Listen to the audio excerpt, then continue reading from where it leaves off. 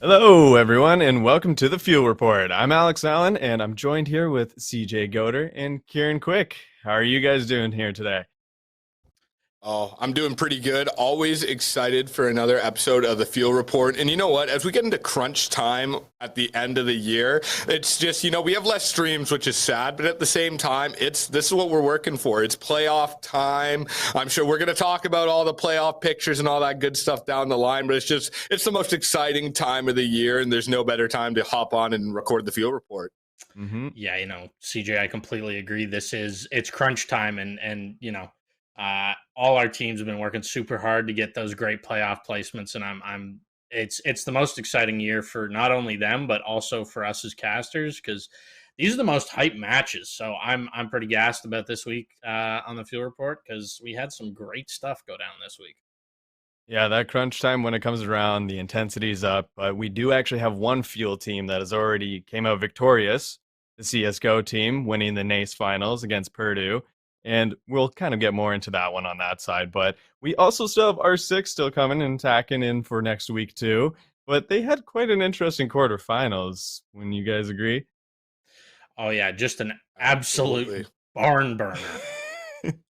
Oh yeah, it was so intense. But you know what? I mean, since I'm actually back from vacation too, we are gonna actually take some time just to talk about what we kind of do on our free time. I mean, of course, I'm not flying all the time on my free time, but and Yeah, you this know what? guy's Of course, don't forget about our special guest too. We will have the man, the myth, the legend, the powerhouse of fuel, Apollo, or well, his real name is Logan Morand, but we'll get more into that one. CJ, let's talk a bit about those top 10 plays. Well, we kind of suspected this may be something that occurs as we get closer to the top 10s in the playoff time. The pressure ratchets up, the margin for error decreases, and the ability to go for some of these crazy plays, it definitely it gets a little bit tougher. We have less streams now. All that being said, it's not going to be a top 5 this week. You're getting the whole dose, a full top 10. And you know what? If some of these plays you might think aren't as crazy as clips we've had in previous weeks, just take into consideration every clip you're watching, that's a pressure packed playoff scenario. And I'm excited to break them down a little bit later on in the show. Oh, I can't wait as well. Let's move into some of the playoff picks right now, though. R6, the field main team, that was quite an interesting victory for their quarterfinals in NECC. But unfortunately, though, the R6 Academy did not have that same kind of luck as our main team. Kieran, break it down for us. What happened? you know, our academy team they just squeaked in.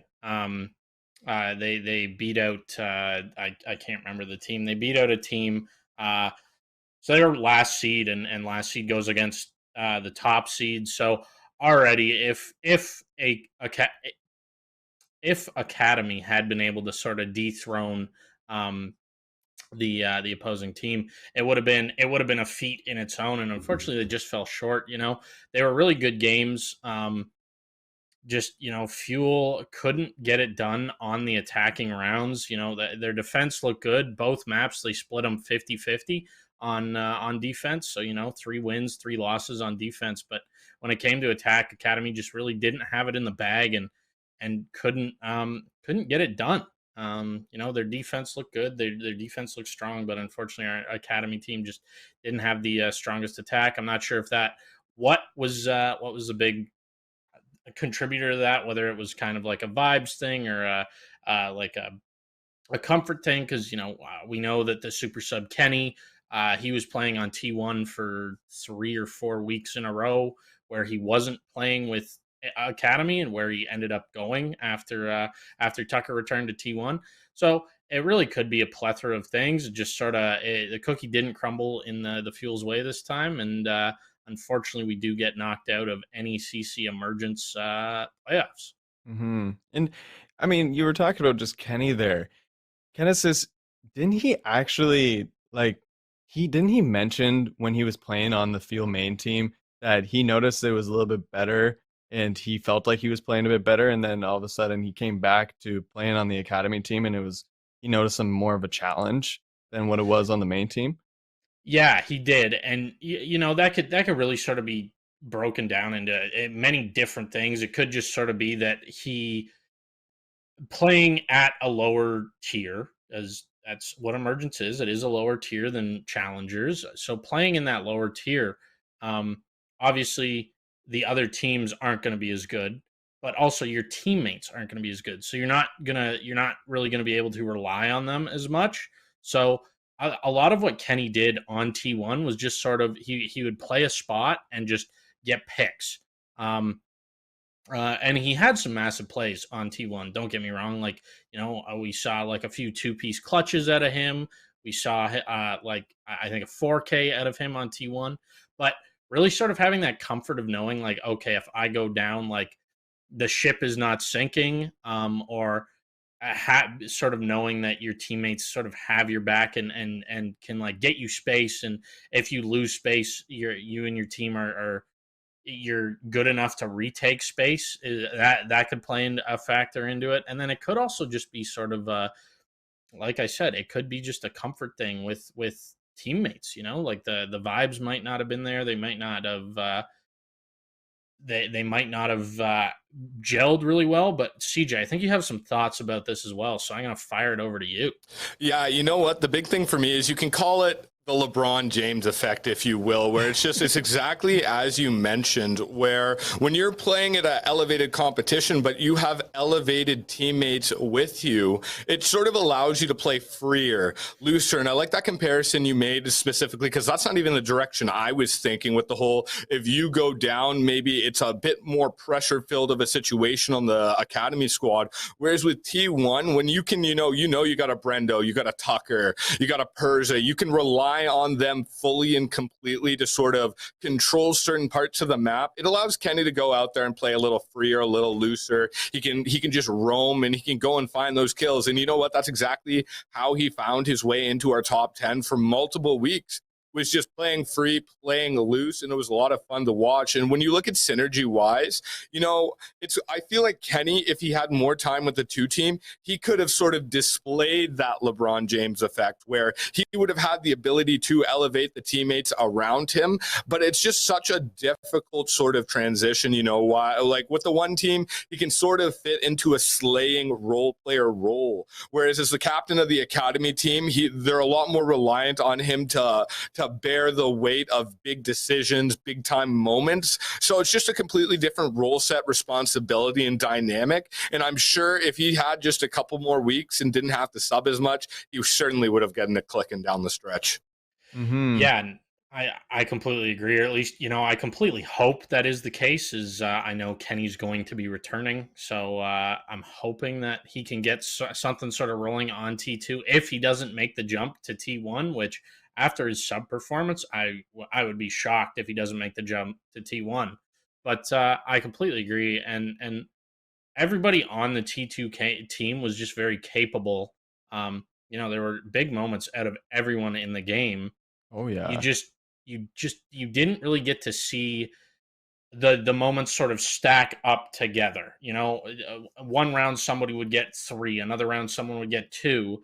They'd be up 2 lives, and then I'm not sure if it gave them false confidence or what, but you just sort of consistently they get that first pick, and then they just sort of crumble off of that. Where I talk about it a lot, especially on my R6 streams.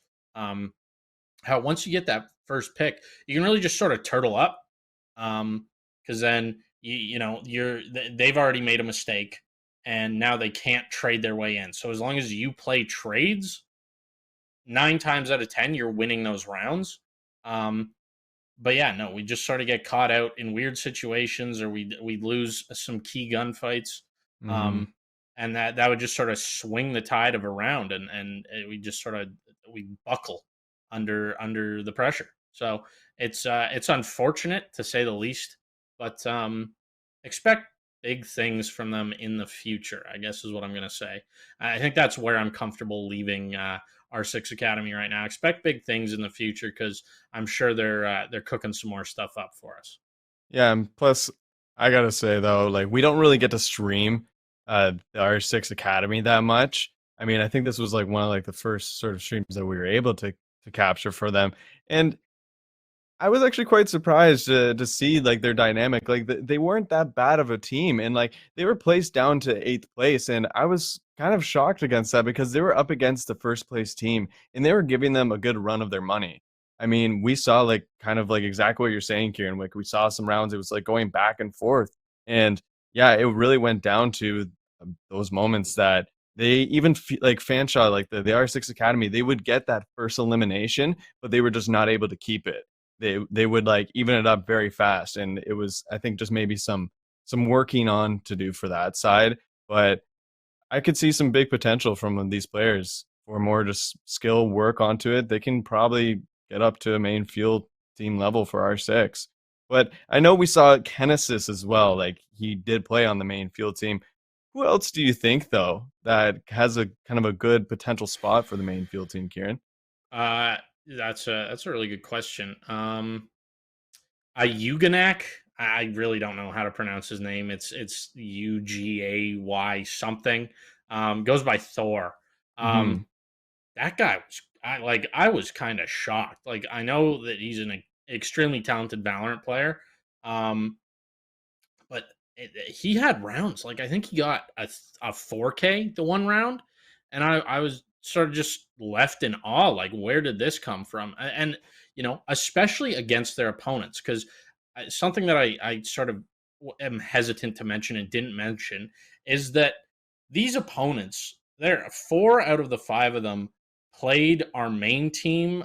I think last semester or 2 semesters ago, and our main team dropped to them. We lost to them. So this Hmm. this this team is like they have the talent to sort of compete at a higher level, and it could sort of be once again one of those NECC things because Fanshawe went 9-0.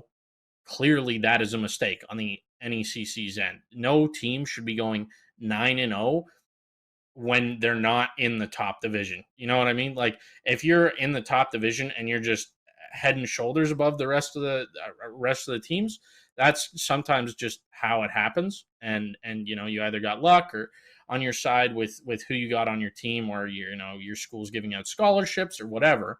But to be a step down from the top league, or the I guess the top division that NECC offers, and to go 9-0, it just sort of goes to show that it was a bit of a mistake from NECC to put Fuel T1 in there. So perhaps it was a mistake on NECC to put I'm blanking on their name. It was Con something. Um, in emergence, because they can hang with our Fuel T1 team. So, or they used to be able to anyways. So Concordia. Thank you, Apollo, for that. But yeah, no, they can hang, or they've shown that they can hang with our Field T1 team. So maybe it was a mistake, maybe it wasn't. Maybe they've gotten a lot worse. Who knows? But yeah, it just sort of it's tough, but it's the way the cookie crumbles sometimes, and it is what it is. Yeah, it is what it is right now, but it was unfortunate of a loss, but I mean, at least they fought until the end. But let's move into some Valorant action that was recently happening too. The NECC quarterfinals for them against Team U Gold. You know what? It was unfortunate to kind of see them actually lose this one. I mean, closer to the end of the season, they actually started to like pick things up. They were gaining more momentum, and even in that game as well against Team U, they were gaining pretty good momentum for a good majority of the time. But then all of a sudden, I think they just really, I just was seeing they're kind of just breaking down at times. What are you guys thinking? You know, CJ, you go ahead and take this. You seem to have something on the brain. Yeah, this is all yours. Okay, I'll jump in on this really quickly then. The one big thing for me about this Valorant T1 squad is that ultimately throughout the year, we saw them rotating their roster. And in certain games like Overwatch, a bit of Kieran's specialty here on the show, that's standard. You see a lot more substituting in a heavy teamwork game like Overwatch. But in Valorant, a CSGO style game, search and destroy, it can affect your synergy a little bit, in my opinion. And having, I believe it was Elko in a frequent rotation throughout the year, it affects how much time everybody's getting with one another. And at the same time, it sort of guarantees at no point in time are they getting like a set like this is our team, this is our five, this is who we're rolling with. Like, these are the angles we run. These are the, like, it's hard to build a base strategy to kind of default to when you're constantly mixing up the roster. Then you have Elko stepping away from the team right before the playoffs. And to me, that just, it speaks to sort of synergy and dynamic issues to some degree. And, you know, kudos to the team to make the playoffs and play at a high level, going through perhaps obstacles. But ultimately, in my opinion, it's just hard to get all cylinders firing and to find that cohesion, especially at the playoff level when the intensity starts to notch up, when you haven't had a full season to strap in and sort of get used to the people you're going to battle with. Absolutely. Yeah, that's a really good point. I think another issue with that main team is they, you know, I don't want to point fingers at anyone here, but Sworns is an amazing talent, right? The guy drops 30 every map. Oh yeah. And, you know, for a player of that caliber to you know, I'm sure it feels great for him to drop 30 every map, but at the same time, you also have to think of it in the sense that at what point does his teammates sort of become a hindrance to him? You know what I mean? And it's no smoke towards anyone. If anything, it's really premium gas towards Sworn's side. But if I was in his shoes, you know, week one, I dropped, you know, 60 or 90 if it goes to map 3 this week. I'm feeling good. Week 2, okay, I had another great showing. We still lost. Like, what's going on? Eventually, you know, that sort of starts to weigh on your mind in the sense that, like, I can't do everything. So I think that may have caused some sort of internal conflict with our Valorant squad. You know, I know from a personal experience that if you're sort of, if you have to put the team on your back in any department, right? And I'm not saying Swarms was a do-it-all player who did it all by himself, right? There's a lot of, you know, a lot of players on that main team had pop-off potential, but it just seemed that Swarms was there like night after night, showing up, putting up those massive numbers. And at some point when you go on like a losing spree, or you're losing and you're double positive and the rest of your team's negative, that just that can't be good for synergy. That starts to build a little bit of bad blood and some beef, I guess, is the best way to put it. Well, let's not forget though. Now, everybody on that Valorant team, you know, you're right. I'd say everybody in Fuel sort of has the potential to pop off. That's some of the keys of our academy programs, is to, you know, develop players. And a Valorant, in my opinion, is one of our best development teams because we have 3 teams. We have a full sort of roster to bring players up and through. But just on that pop off potential note, you know, what we got to acknowledge is Swarns is truly, like, he's really good at Valorant, and he's also playing on another team outside of the Fuel. You know what I mean? So that just goes to show, I'm not sure the league, but I know he's Division 2 of some very serious competition. And just ultimately, I did their last playoff game. I got to do an interview with him coming out of that. And it doesn't sound like he's going to be coming back to play Fuel Valorant next year. And you know what? We see this in every professional sports league. When you have a player who has to go through a season making that sort of decision, or even ultimately could have made it at the start of the onset of the year, it's just one of 2 options. Either A, Swarns knew coming into the year this is their last year, and that in and of itself is a new additional added pressure to things. Or option B, he had no idea what he was doing, which is totally okay, but it also means that's just an additional stress or something else to worry about as the season drags on. And all those pressures you were talking about, Kieran, that sort of add up over time. Well, option B is an exact same thing, where week 1, it's like, yeah, you know, end of the season, I'll have to worry about sort of making this decision, but that's a decision that's the shadow grows. You can see it beside you, and it's something you have to think about. So it's just, you know, when you look at things like a roster rotation, Swarns, who was playing on 2 teams, which that in and of itself is a greatly increased burden. That's 2 times the scrims, 2 times the practice, 2 times the commitment, and it also just affects your ability to get to know your teams, you know what I mean? So when you look at just, now we have 2 players on the Valorant team where it was great players, both of them, but it's just maybe it wasn't the right time, maybe it wasn't the right fit or the right dynamic. But it was just, for me, I feel like, especially in esports, synergy is so crucial. It's just something that I definitely had to hop in and note as well. And you know what?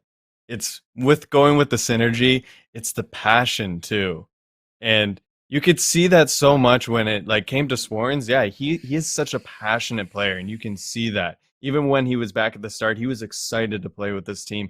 He was excited to see how everything was going to go down. But halfway through, you could kind of see a bit of that passion went away because a lot of rounds it was ending up to Swarns. It was Swarns that was left alive still, that had to try and clutch things up. It was Swarns. Or there was even times when I started to notice that it was Boyce that was left alive. And I noticed this a lot, and there was just a pattern that was going on with this Field Valorant main team, that collaboration there, they all have such great passion, but with that synergy, with all of that passion there, if it's not going to gel properly, it's going to kind of just bump up, really muddle around if you really want to think about it. And they played so well, and I started to see it closer to the end of the season when they all noticed that they have this great passion when they work together. And whenever they were kind of calculating things out properly in rounds, to be like, maybe it was more down to communication there of like, this is what we're going to try to attack, this is how we're going to approach things. It worked well, it was going well. But I think we could clearly see it of what happened when they got into the quarterfinals there, that it just, things just kind of fell apart again, and they were all trying to be this glorious player of like, I'm going to win this for Feel, when I think maybe they needed to kind of take that step back and be like, hey, we're winning this for Feel.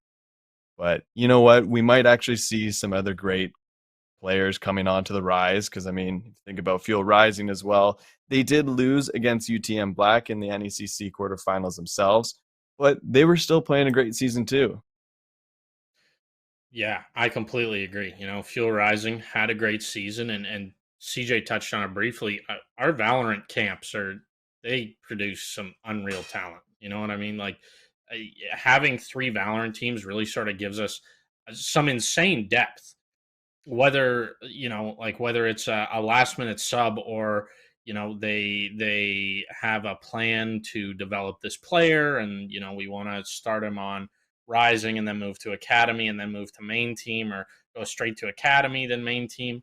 um I think it's always good to get those competitive in like team based reps in, because we talk about it a lot, how a competitive mode in any game is a lot different, um, versus what am I trying to say here? Versus a team setting. Playing solo is a lot different than playing with a five stack. You've got comms to worry about. The other team's calming. That's another thing to worry about. You have yeah, what you're not just sort of playing selfishly. Oh, I want to play Reyna. I'm just going to insta lock her. Okay, maybe Joe Blow on my team is a better Reyna. I'll let him play Reyna. I'll play a controller or a initiator or whatever. Right? There's so many things to think about in that team setting. So I think that our just the fact that we can sort of get these first year, second year players in, have them experience the team setting for a semester or for a full school year, and then have the opportunity to take the next step up and go play at like some of the best collegiate level Valorant out there. I think it's awesome, and I think Rising did their job exactly. They started off slow this season, and you could physically see the team get better. That you sort of saw them come to form, and I think that has to do with getting used to working as a team, and people getting better themselves. They also had a lot of players on Rising. I think we had enough people on Rising to form a whole nother team. So they were swapping players in and out, just trying to see what worked. So that plays into the fact that they might not have been as comfortable with all the people there, but sort of saw once they got their core five going, they started to fire on all cylinders there. And then unfortunately, they did fall to UTM.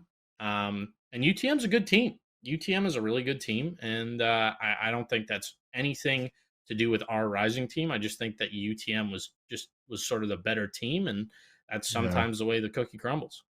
Yeah, just to ultimately have two Valorant teams though make it to those quarterfinals, that's a testament in and of itself to the program in general. And one thing I just wanted to highlight before we move off of Valorant is when you have three teams, we've talked about the importance of synergy. Well, I'm going to talk about the other side of the coin. Having three teams, and like Kieran just mentioned, and I didn't even know this actually, Valorant Rising has more than a full roster worth of players. And that does two things for me. Number one, it's just when you're trying out for a team in the fall, instead of being turned away and maybe going, oh, I'm done with comp esports, or having whatever reaction you may to that, you get to hop on a roster and just being able to pull people in and create that development window. It also creates that additional motivation and competition. If you're sort of a fringe T1, T2 player, and there are 25 people behind you hungry for that spot, that's an extra drop of motivation you have to worry about. And if you are one of those players lower down the ladder, it's like, hey, I feel I'm just as good as the guys up in front of me, and I'm going to try and unseat one of them. And just having that, obviously, it might not be great for synergy, but you see it in every professional and competitive sort of atmosphere where you need that internal competition, you need that internal intensity to improve. And regardless, two quarterfinal squads between all our Valorant teams, that just goes to show the progress is just getting underway. I mean, for it just getting underway, though, we do still have another team that, I don't think it's underway anymore for them, the Rocket League Academy. Unfortunately, they were actually eliminated too from NECC. CJ, I see that you kind of were able to watch more a bit about that. What's your thoughts? Yeah, for the Rocket League, you're going to hear a lot of the similar song and dance you just heard coming out of Valorant and for the Rainbow Six Academy team. And I feel like as we sort of, in the Fuel Report, we have the perfect opportunity to, we're all casters or producers. We get a chance to watch a lot of the games, but the Fuel Report allows us to really take a step back and look at the leagues, the history, and what's sort of leading up. We get to look at the storylines. And this is the third team in the row now we're going to talk about here, where there's a synergy aspect to their season. You had Rusty G, the captain of this team, spending a lot of the early season subbing with T1. And you know what? That in its own right is great to know, because it means Rusty is a capable player. He can handle those T1 roles, but that also means, like Rainbow Six Academy, you're losing your captain for weeks at a time, and that might be your play caller, your decision maker. And that can just have an effect on the synergy of the two team in a whole. And then you fast forward a few weeks, and I feel like that's actually something they came to realize, and they went, okay, we're going to pull Bo up to the one team. But ultimately, it was just all season long, this Academy team was losing players to the one team, and that's just part of the college comp lifestyle. That's how it is. School's important. A lot of us have jobs as well, because you got to pay for said school. So ultimately, it's just, I feel like it's really hard to develop synergy over a season when you're in Rocket League. It's not a 5-man squad. It's 3 people on a team. And when you've had not one, but 2 players on your team, and I feel like all 3, there might be 4 players on the Academy team, but I think 3 Academy members did make their debut with the one team. So it makes it very difficult to establish that synergy and that playmaking, because we saw it with the Rocket League 1 team. Because of all the subs they had, because that's exactly what I've just been talking about, it seemed like earlier in the season, there wasn't a lot of structure in play. It was a lot of reactionary play. And then once the roster settled in down the stretch, you saw a lot more structure and fantastic rotations. And it just felt like all the members of that one team started to flourish once they had an established sort of team dynamic, a team identity that they could work off of. This 2 team, same thing. Obviously, if they have multiple players who are capable of being called up to T1 to play competitive Rocket League, they're super capable players. But I just feel like that steady rotation in and out of the lineup ultimately led them not to flourish. It just all synergy. I wouldn't say it was lost, but it wasn't all systems go. It's hard to develop plays and figure out where Tim or Johnny are going to be when ultimately you just haven't spent the time in battle next to one another. So it's Rocket League Academy coming into the playoffs as a 3 seed, which is great, 4-game win streak, but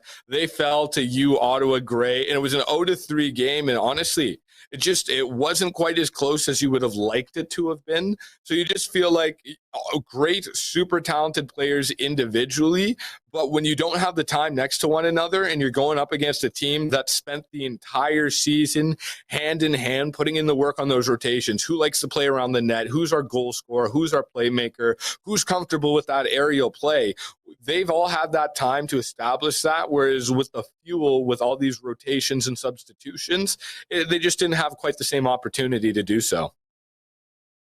And you know what? It happens, especially for them coming into this season too. I mean, that last season before, like in the last semester there, they had so many players that were coming out to try and play for them.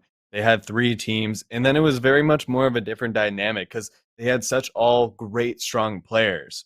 But I think a little bit of the downfall side from that was they had all these great players, but I think they just didn't know exactly what you're saying, CJ, to really like kind of structure it to figure out like, okay, these 3 guys work better with these 3 guys, or and I think sometimes as well, maybe just yeah, of course school comes in a way. I think they were just missing those sides of finding that strong 3 guys that know like, okay, we're able to structure this, we're able to go somewhere with this.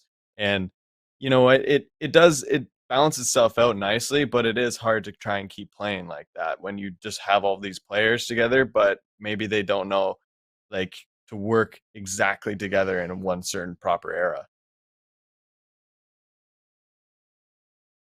Absolutely. Well, you know what? I'm going to grab it from there, and we're going to talk about some League of Legends Academy because, my goodness, you know, I wish we could have casted League Academy all season long because ultimately the one team didn't advance into the season. They didn't make it through the qualifiers. So it felt like I went an entire semester with almost no League of Legends play. So it was great to catch these guys in playoff action. And you know what? It was a tough test. They were coming in against a 1 seed. They were the 8 seed entering the playoffs. It was again NECC quarterfinals, and they dropped it 2-0 against Tiffany Esports. So, you know, I want to highlight some of the things I saw from the game because you know what? We spent so much time talking about academy programs. Well, we have an Academy League program, and they actually just got a whole season underway that our T1 team lost. So for me, that is just a priceless opportunity for these T2 guys to sort of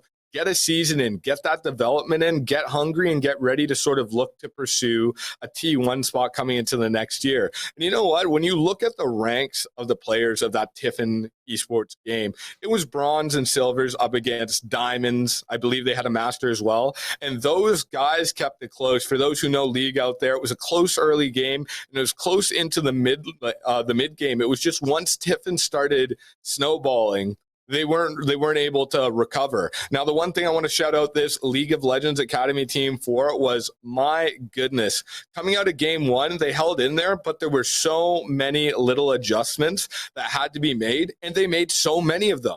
They had such an issue with warding in game 1. It was getting them caught, and they made the adjustment. All the ways Tiffin used to beat them in game 1, they had to adjust coming into game 2. And it wasn't the fuel falling victim to the same thing repeatedly. No, they adjusted the game plan. They were ready to attack. And ultimately, it forced Tiffin to beat them in a different manner come into game 2. And it shows, you know, for me, that's a big thing in esports. When you start to make that jump from reactionary play to sort of planning, premeditated, we saw them doing this, we got to do ABC to counteract this. It shows this team is on knocking at the door to make the next step. And I'm excited to see a lot more League of Legends Academy stuff next season. And you know I'm what, sorry. CJ? Yeah, I'm sorry. It just you're speaking about next season, CJ. And you know, we didn't actually get to see much of League of Legends this semester, unfortunately. We would have all loved to see more. But what does that kind of look more next season for yourself, CJ, for League of Legends? Well, you know what? This T1 team, now, you know, I'm not going to pour salt on old wounds or bring up old conversations, but for me, it was just the T1 team only applied for 1 league. So right off the bat, that's the first thing I want to note. I feel like coming into future seasons, they may opt to participate in some other leagues to ensure they get that game plan throughout the season. But I'm not sure who's coming back from that team. I do believe team captain Sutek's coming back. But more importantly, I think, I hate to say it, I avoid this with all our teams. The key to T1 is Cavell. I don't tiptoe it around on streams. Cavell is the top laner for the T1 squad, and he is out of this world. You know, oftentimes as a caster, you sit here and you wonder, like, do other teams watch our games? And a lot of the time, there's no way to tell because there's no reaction. I can assure you, other teams watch our League of Legends T1 VODs because the amount of targeted bans directed specifically at Cavell, it affects the entire flow of the pre-game process. Because instead of, say, you're expending one pick on top lane, where our top laner really doesn't like playing against a Renekton. We'll ban that. Good to go from there. It's no. You see them popping multiple. You might see a Camille ban. You might see a Gwen ban. And it just keeps going. And it causes all that more pressure. And it's once you hop into the game, it's the same thing. And in League of Legends, I like to call it resources. You have to dedicate resources into slowing Cavell down. And if for every resource that's up there fighting in the top lane, that's allowing Cavell's teammates to find success. So his return will be absolutely crucial to the next season and League of Legends for the fuel. And when we talk about the Academy team and their potential to move up, well, you know what? We saw Instant Ramen, the captain, substituting a good bit in for Team 1 when they were active in the season. So Ramen is a very capable player, just also plays mid lane like the T1 captain, Sutek, who also has a good bit of positional flexibility. So for me, it's just high-level T1 success. It'll be key to have Cavell back next season. I'm not sure where he's at school-wise. For T2, I feel like coming out of this season, making it to the playoffs, I feel like they're in a great position. And I want to shout out Ramen. You know, we got a lot of competitive teams and captains. And I'm not saying Ramen isn't competitive, but Ramen puts such a dedicated focus on having fun. And, you know, some of the teams, you can feel the stress. You can feel the pressure when you step into the room. This Academy League of Legends team, they just want to have fun. The synergy is off the charts. The guys are having a great time with one another. And that's exactly how you build a good culture to maintain the development that the T1 team didn't get coming into the second season. And who knows? Maybe next year we'll see a Ramen or a Mai or a Bashed, you know, hit that next level and challenge someone for a spot on the T1 team. Yeah, that'd be awesome to see. And you briefly said in that T2 game against Tiffin, I'm sorry, you said the Tiffin had diamonds and masters players? Yes, sir. They had one master, maybe two, and multiple diamonds. I believe their lowest ranked player was a plat 3, and I feel like the Fuel's highest ranked academy player might be high silver, low gold. Am I the only one that thinks that that's another mistake by the NECC? Well, you know what? I got to talk to the guys after the game, and we talked about this at great length. You know, ultimately, there's nothing to say because I'm fairly certain, now nobody quote me on this, I'm no NECC administrator, but I am under the impression that NECC for League of Legends at least bases their divisions off of people's ranks at the start of the League of Legends season. So it's not where you finished or where you currently are, but it's where you began. And with the reset based off your MMR, once you do those placements, if you're coming out of high diamond, you're going to end up close to diamond again come your placements, even with that soft MMR reset. So for me, it's just odds are you had all those guys at a bronze silver level. And you know what? Let's use the word activated that our esports director, Tyler, likes. And we talked about it with R6. We've talked about synergy a lot. And you know what? It's one thing when you're a solo duo bronze silver player and you're getting frustrated, you're getting tilted, and you're constantly going through that grind. It's another thing when you're going against high level competition week in and week out, where you might have teammates where it's like, hey, Jim, I noticed you're not warding here. Or Bob might be like, hey, Jim, like you're pretty susceptible to this top lane gank or the roam down. I don't think you're watching up there enough. And just sort of having that additional development, that additional feedback, you can just have players that it clicks and they start to turn it on. You know what I mean? And League of Legends in particular, I always say this, it's the type of game where it's like, you can become a gold with no skill, no ability to play the game, just by being a consistent minimap watcher and warder. Just getting your vision score up to the next level with no mechanics, no understanding, can put you in a completely different position. So I just find in League of Legends a game where you can be a lot more susceptible to being capable of being an absolute fragger, absolutely able to kill people out, but you just lack that background knowledge, that basis, that comp level dynamic and understanding to take it to the next level. And once these guys sort of get strapped in, buckled up, and they get into the season and they build that additional dynamic, it allows them to take it to the next step. I mean, trying to make it to that next step, though, we do have the Rainbow Six Siege main team making it to the next step. Yeah. Nightflash. Yeah. You know, what was with that quarterfinals? We talked about how exciting the quarterfinals was. Yeah, we're full of it. NEC Esports decided to forfeit. They had 2 no-show, no-calls, so they couldn't play their match because even if they had 1 sub, you can't play 4v5.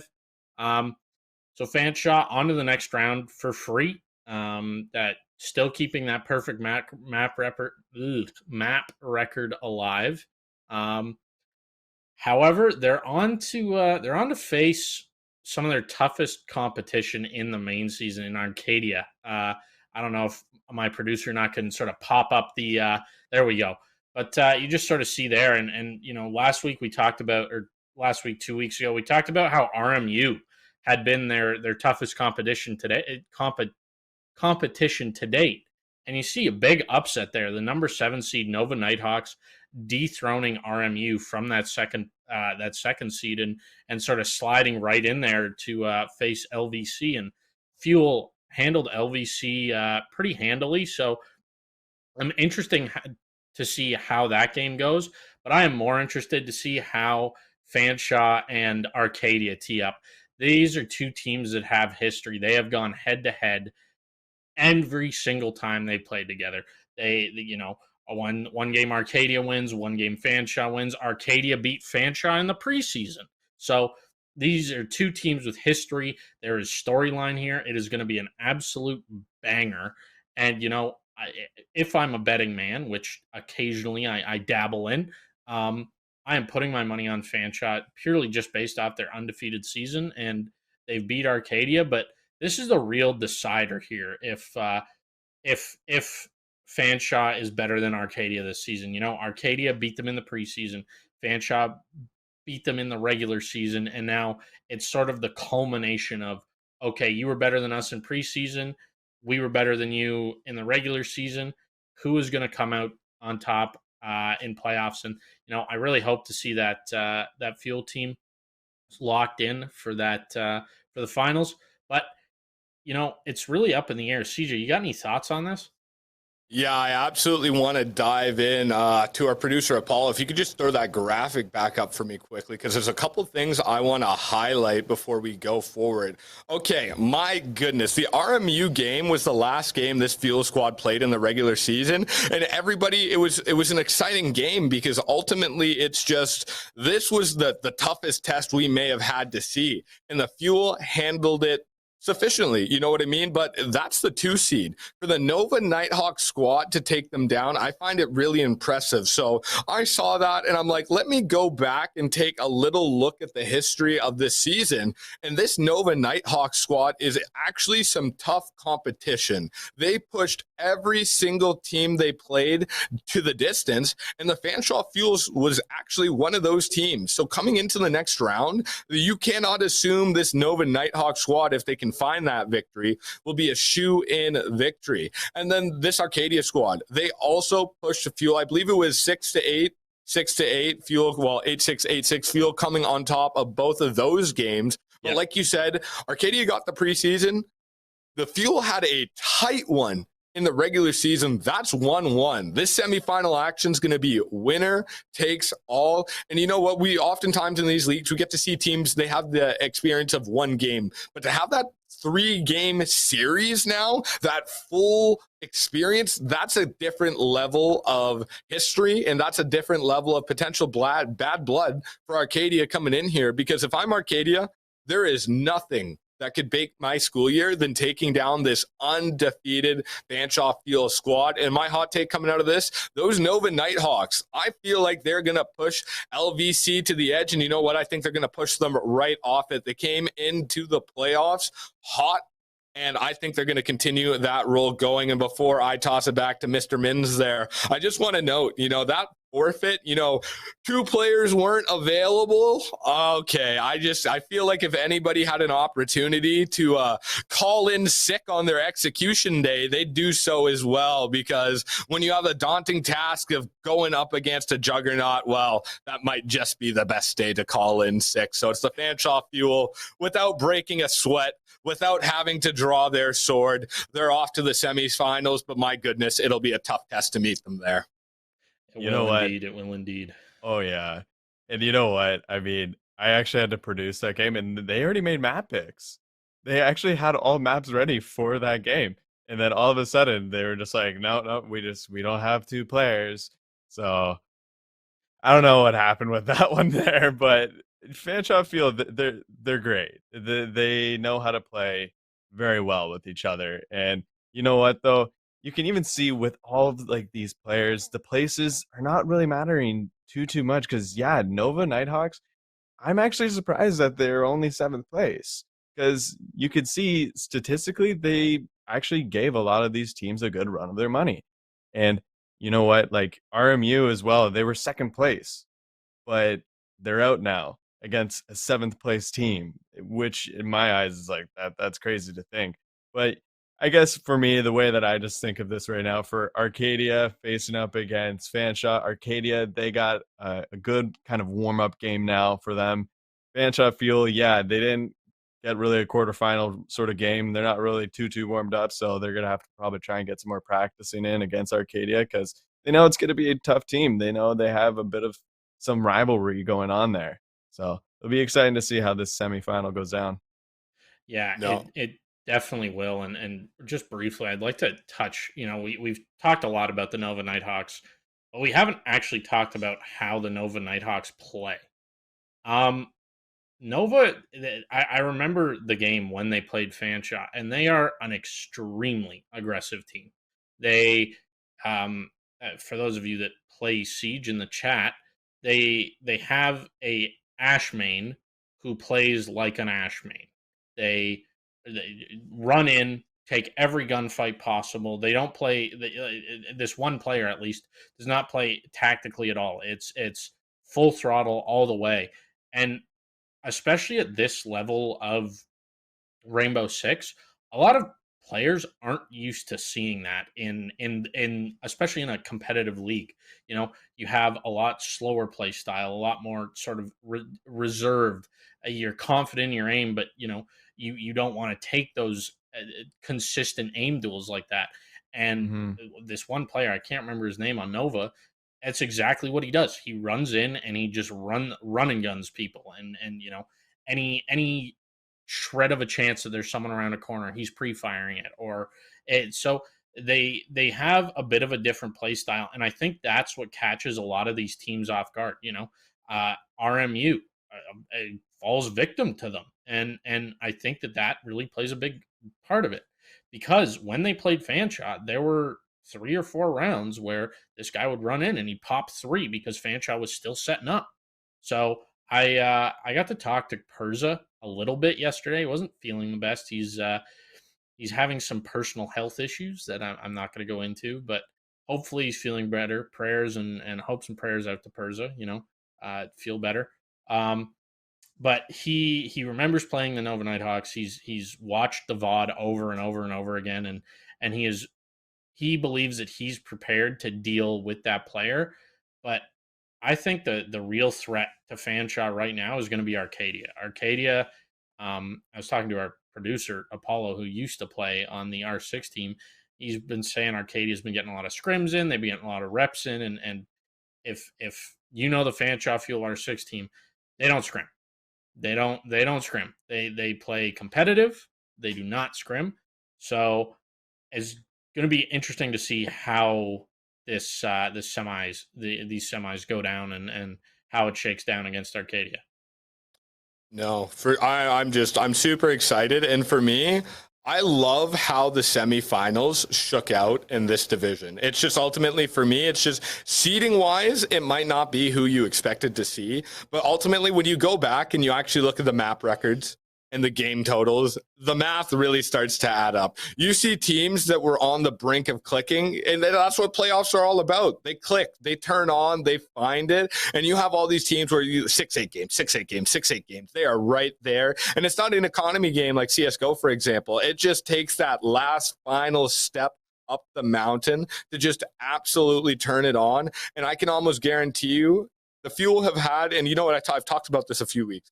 This is going to be the most adversity-filled series for either squad. And, you'd assume that's standard, semifinals, whatever, but it's just Arcadia, like I mentioned, there's history there. I'm not going to say there's bad blood, but when you play a team once in esports, you have to figure out how they play. You can go watch VOD, but you haven't felt it. When you've played a team twice, well, at that point, you can go, okay, I know Joe does this and I know Tim does that. There's some very niche and specific adjustments you can start to make at that level. And that's when we can sort of start to see a skill that we don't get to highlight as much in the regular season. That's when we can really get to sort of Rainbow Six is the perfect game for it. There's so much knowledge, skill, preparation, play styles that you can sort of incorporate into it. It is such a high skill esports where having that additional knowledge can allow teams to start to make niche game plans. We might see this Arcadia squad play the Fuel in a manner that the Fuel have never seen before. Game 1 in the preseason, game 2 in the regular season, you start to build that comfort with how a team plays, and then you come into the playoffs and it's like, whoa, they're playing completely differently. Like I'm blank. I believe it's Nova, the team that has the guy that just sort of, let's call it, bum rushes in.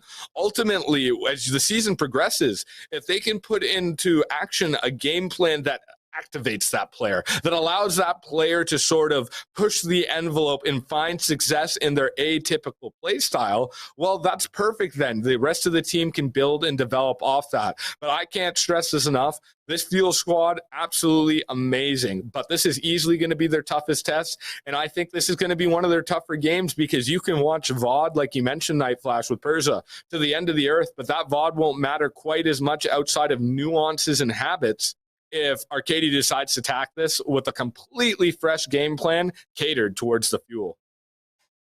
I completely agree. But R6 was all our locks for taking home the championship. But Yep. Tell you what, nobody had these guys taking home the championship. CSGO. CJ, take it away. Yeah. You know what? Congratulations to the CSGO guys, if any of you guys are watching, because wow, we talked about how the pressure gets notched up in playoff time. Well, you know what? They're playing against Purdue Black, a team they have history against because Purdue was one of the only teams that beat these guys in the regular season. So right off the bat, I talked about the bad blood with Arcadia. Well, this is way worse. The Fuel fell to these guys, one of their only losses during the regular season. So that's just some added motivation the guys had coming in. But you had game 1 going to extra rounds. Game 2, Purdue comes back and they have a pretty strong game 2 win. So when you're looking at things, if you're the Fuel, what nerves of steel, because ultimately to pick that map 1 in a tight one, but then have a tough map 2, who knows how map 3 is going to fall, but it was just Fuel. They were winning big rounds on low economy. They were able to pull away. And my goodness, we predicted playoff runs earlier in the Fuel report. And you know what? For the final, we're going to have to go back and see if anybody called this, because I don't think anybody saw the Fuel CSGO team going all the way. But my goodness, I talked about it on stream. Oogaslpada, the captain, it felt like all season long you were talking a lot about Oogaslpada in a way you talk about a Bonk or a Swarns, but we hit the playoffs and Ryan Cheap went absolutely crazy all playoffs long, and to the level where it's like all the guys started turning up to the point where you could start asking, like, who even is the top fragger on this team?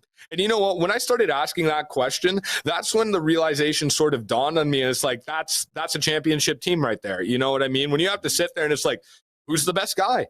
who's the best fragger, and you can't come to an instantaneous decision. It just goes to show that everybody's clicking, all cylinders go, and like we might, a little bit of a spoiler alert, like we'll see in the top tens later, everybody on this team was ready to step up in big moments. It wasn't like we see in other teams where it's one person repeatedly finding themselves in that moment. No.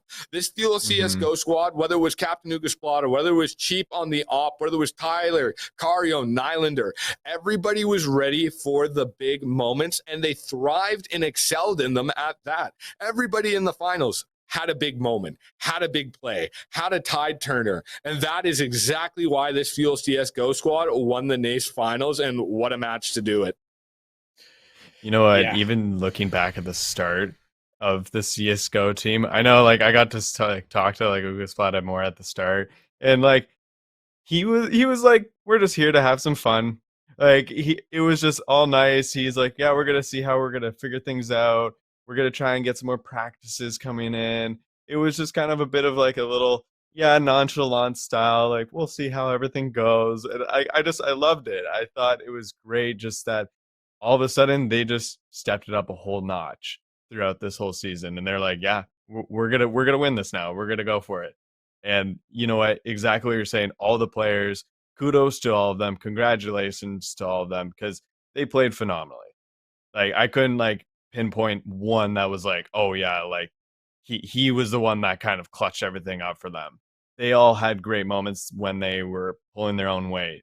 Like none of them was like, oh, I'm gonna carry everyone on their back, like like just to get to the finals here. No, it was all of them. Yeah, sorry, Nightflash. I'm gonna have to dive on in here again. I gotta maintain my Fuel Report storylines, I'm afraid.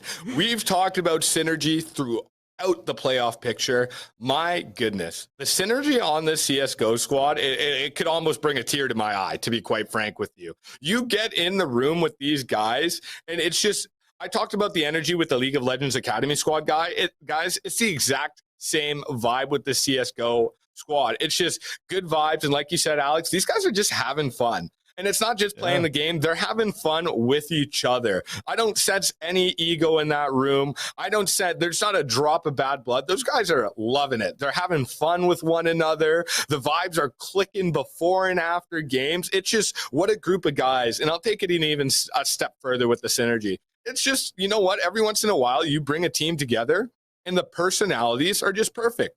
It's like puzzle pieces click together. And it's just, Oogaslpada as a captain, in my opinion, I don't know him behind the scenes. He could be a rager for all I know, but he seems like a very calculated, calm, and more of a soft-spoken captain. You look at a Nylander. We got him on the Fuel Report for this very reason. What a passionate guy. He's not just passionate about the Fuel Report, Fuel as a whole, but he's just passionate about the community, and that's key. He loves playing with the guys. He loves the esports community. He loves to watch people develop and improve. And you know what? That's one thing I want to note about Nylander. I love that in his interview. Some guys, it's just a personality thing. They'll see these guys on T2, T3, and they'll be worried about their spot in a month or two, come that fresh season. Not Nylander. Nylander's along there for the journey. He loves to activate other players and, uplift them, help them improve. And he's just one of those guys. You look at Orion, he's just ready to slay out, help and fill up our top tens. And Tyler and Cario.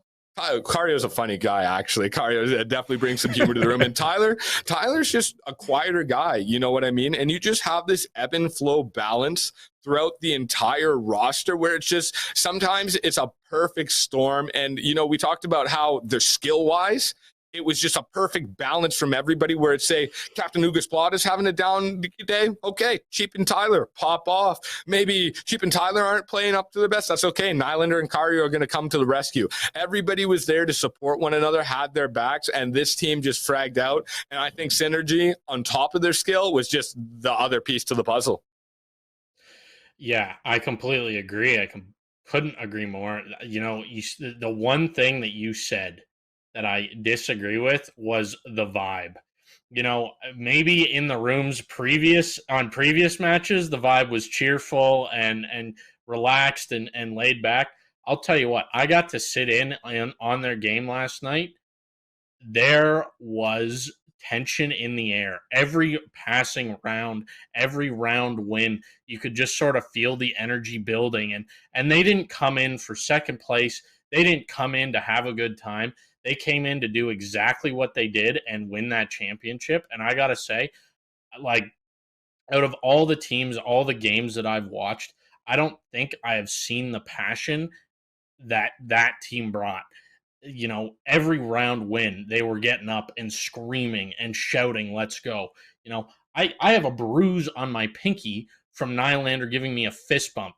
He was so gassed about winning a game, not even winning, winning it all.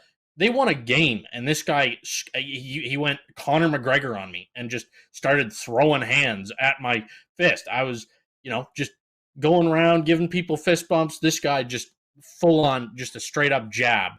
And yeah, it was electric in there. And I gotta say, when that team won, I'm not ashamed to say it, I almost cried, because those guys, they have worked so hard to get where they are. We did a little bit of an interview with them, but you just sort of, you can see the hard work pay off and how happy they were. And it, like, I was emotional for them, because they've had in the season, last semester they didn't make playoffs. The year before, they just didn't find success. And after all the work that has gone in to this program, to this CSGO team, they finally found something that clicked, and it's paid off for them, and they got themselves the championship. They got a trophy. But yeah, I briefly talked about our interview with them. Unless anybody has anything else to sort of add in here with the CSGO team, I think I'm just about ready to throw to that interview. I'm good to go over here. All right, play the clip. Yeah, let's see this. Welcome to another segment of the Fuel Report. I am joined by the new NACE CSGO champions. My goodness, what an impressive season all of you guys have had. And luckily, we were able to grab them at the end of the game. So we're going to have a quick interview with the guys. It's me, joined by Kieran here, Apollo, hiding behind the camera. So I'm going to start with team captain Oogaslpada. Sort of, Purdue Black, I believe you guys lost to them in the regular season. They're one of your few losses. So right off the bat, they might have some sort of mindset entering the finals. For you guys, what's the mindset for you coming into the game here? Well, at first, we knew we could win that game. We knew we should have won that game against them in the first place. We just had an off night, and we knew we would win this game tonight. Okay, I'll move down the line here. Ryan, what sort of preparation were you guys putting in? You're the operator of this team, so the way I see it, I'm not super knowledgeable in CSGO, but sure looks like there's a whole heck of a lot of skill that goes into what you do. So what type of prep did this whole team and you put in coming in tonight? Well, for me personally, I did a lot of individual DM, and I did a lot of scrims, with my other CS team, and but everyone else, they did a lot of research. They looked over all the demos. They looked at tendencies. They all got together and scrimmed. I couldn't do that because I had obligations. But, they all put in so much effort. And we'll continue moving down the line here. Tyler, sort of sitting in the room pre-game. We're 30 minutes till we get underway. What's the energy like in the room? Energy is always high in the room when we're with the guys here. We're always a good, happy bunch of guys. Even if we're losing, we try to keep our energy high and up. But when it came to pregame, it was mainly us just joking around and still trying to keep it serious, but have fun while winning the game and trying to win the game. Absolutely. And I'll toss it over to Kieran here to run you through some in-game, post-game questions. Sounds good. Thanks there, CJ. So, boys, obviously, you guys are the new champions of Open Plus in NACE. You know what? I'll send this over to Cario. Cario, how's that feel? No, it feels pretty good. I think we all worked hard. It was something last season we didn't make playoffs, but this season it felt good. So yeah. Yeah, and we briefly touched on Purdue unfortunately did take you guys down in the regular season. Talk about a storyline, falling just short of your first game against them and then coming through. There had to be some bad blood going into this. They knocked you down a peg. So how does it feel to finally sort of mount this mountain, so to speak? Oh, it feels good. Like in that first series against them. Oh my God, sorry. So we had bad storm. That was a really like a bad snow in. We had only Ryan and I here. Cario was sick. Tyler was sick. Ooga couldn't make the drive because of the weather. So like that day was tough. That was a really tough one. We were 3-0 or 4-0. Couldn't remember, but we were 1 of the 2, and then following 4-1, 3-1, that sucked. Like we knew we were better than the teams in that division. We knew we should have won that. So coming to this one, like we just had to lock in. Like we had an hour before game to get loose, get our frags up and all that, get it locked in. And then at that 30-minute mark, at that 15, at that 10, we just keep locking in. And then as soon as that map goes, we go live. Everyone's just full focus. I think my last question is going to go back to team captain Oogaslpada. At what point in that map 3 did you think, you know what, we got this on lock, this is our game, we're not losing? I think it was first when Tyler got the 3-piece in apps, and it was just down to a 3v2, and we knew it then that we were going to take it. That's great to hear. Great to hear the confidence. Thanks for tuning into this segment. I've been Nightflash. I've been joined by CJ and the newly crowned NACE champions in the Open Plus division. GG, boys, and on to the next segment. Welcome back from our conversation with the CS guys. And you know what? Like the segment said, the kings of CS. I was so happy down the stretch of the season. I got an opportunity to hop in and catch some of their games. Because you know what? I've mentioned it on stream. I've mentioned it on the field report before. I have not looked at CS since middle school. It was great to sort of have that. Everybody, the intro music to Black Ops 2 is the best example I could give, where I know a lot of people where you hear that and it would bring a tear to your eye. And just that sort of reminiscing I got to do with CSGO was a whole lot of fun. But you know what? You can tell these guys did a whole lot more than reminiscing, as they were dialed in, ready to roll all the way through the season, and they secured their championship. So before we toss it into the Apollo interview, one last congratulations to the fellas. Hope to see you back next year, and hope to see you, because you know what? This is a new journey now. This is no longer a playoff chase. This is the chase to repeat their championship. So when they go for the little two-peat next year, hopefully we'll all be along for the ride. On that note, let's shift over to the Apollo interview. Now, I'm going to introduce it, and normally I would introduce things and I would just toss it and let it go, but this is no ordinary interview. This is no ordinary person. We are talking about Apollo, the man behind the scenes. And, this is lovely because there's not a thing he can do about us talking about him right now, because I know our lovely producer of this show here is sitting there right now saying, just start that darn video and stop talking about me. But I refuse. Logan is one of the best coworkers I've ever had the opportunity to work with, and I can even explain why. He goes so far beyond the extra mile. He takes the extra 100 miles. He goes across the ocean. This man lives, breathes passion for his work. Now, I won't say he's the most loud, outspoken, passionate type personality, but my goodness, you ask him anything. You ask him for any help, any graphic, anything. He's there, and not only is he there, he does it quickly, and it looks freaking brilliant at that. Before we get into that Apollo interview, do you guys have anything to say about the man, the myth, the legend himself? I know I felt so honored to be here. This man is a recluse. That he doesn't want any gas for doing anything that he does around here, and he does so much. We would be so far behind where we are now without him, and he's taken leaps and bounds to sort of get us where we are and sort of give us that drive to keep getting better, to not settle for second best or third best. He wants us to be the best that we can be, the best in the business of collegiate esports. And he does so much to sort of get us there, that it's really special to finally get to interview him and sort of give him the gas that he deserves. Because we say it a lot on stream, and every time somebody mentions him on stream, you always get shit for it from him. Hey man, I don't do it to hear my name on stream. I do it because I'm passionate about it. And I think this interview really shows how passionate he is. and how much he does. It can't be overstated. This guy is a workhorse, and I think you got finally the eyes are going to see how much he actually does behind the scenes. Yeah.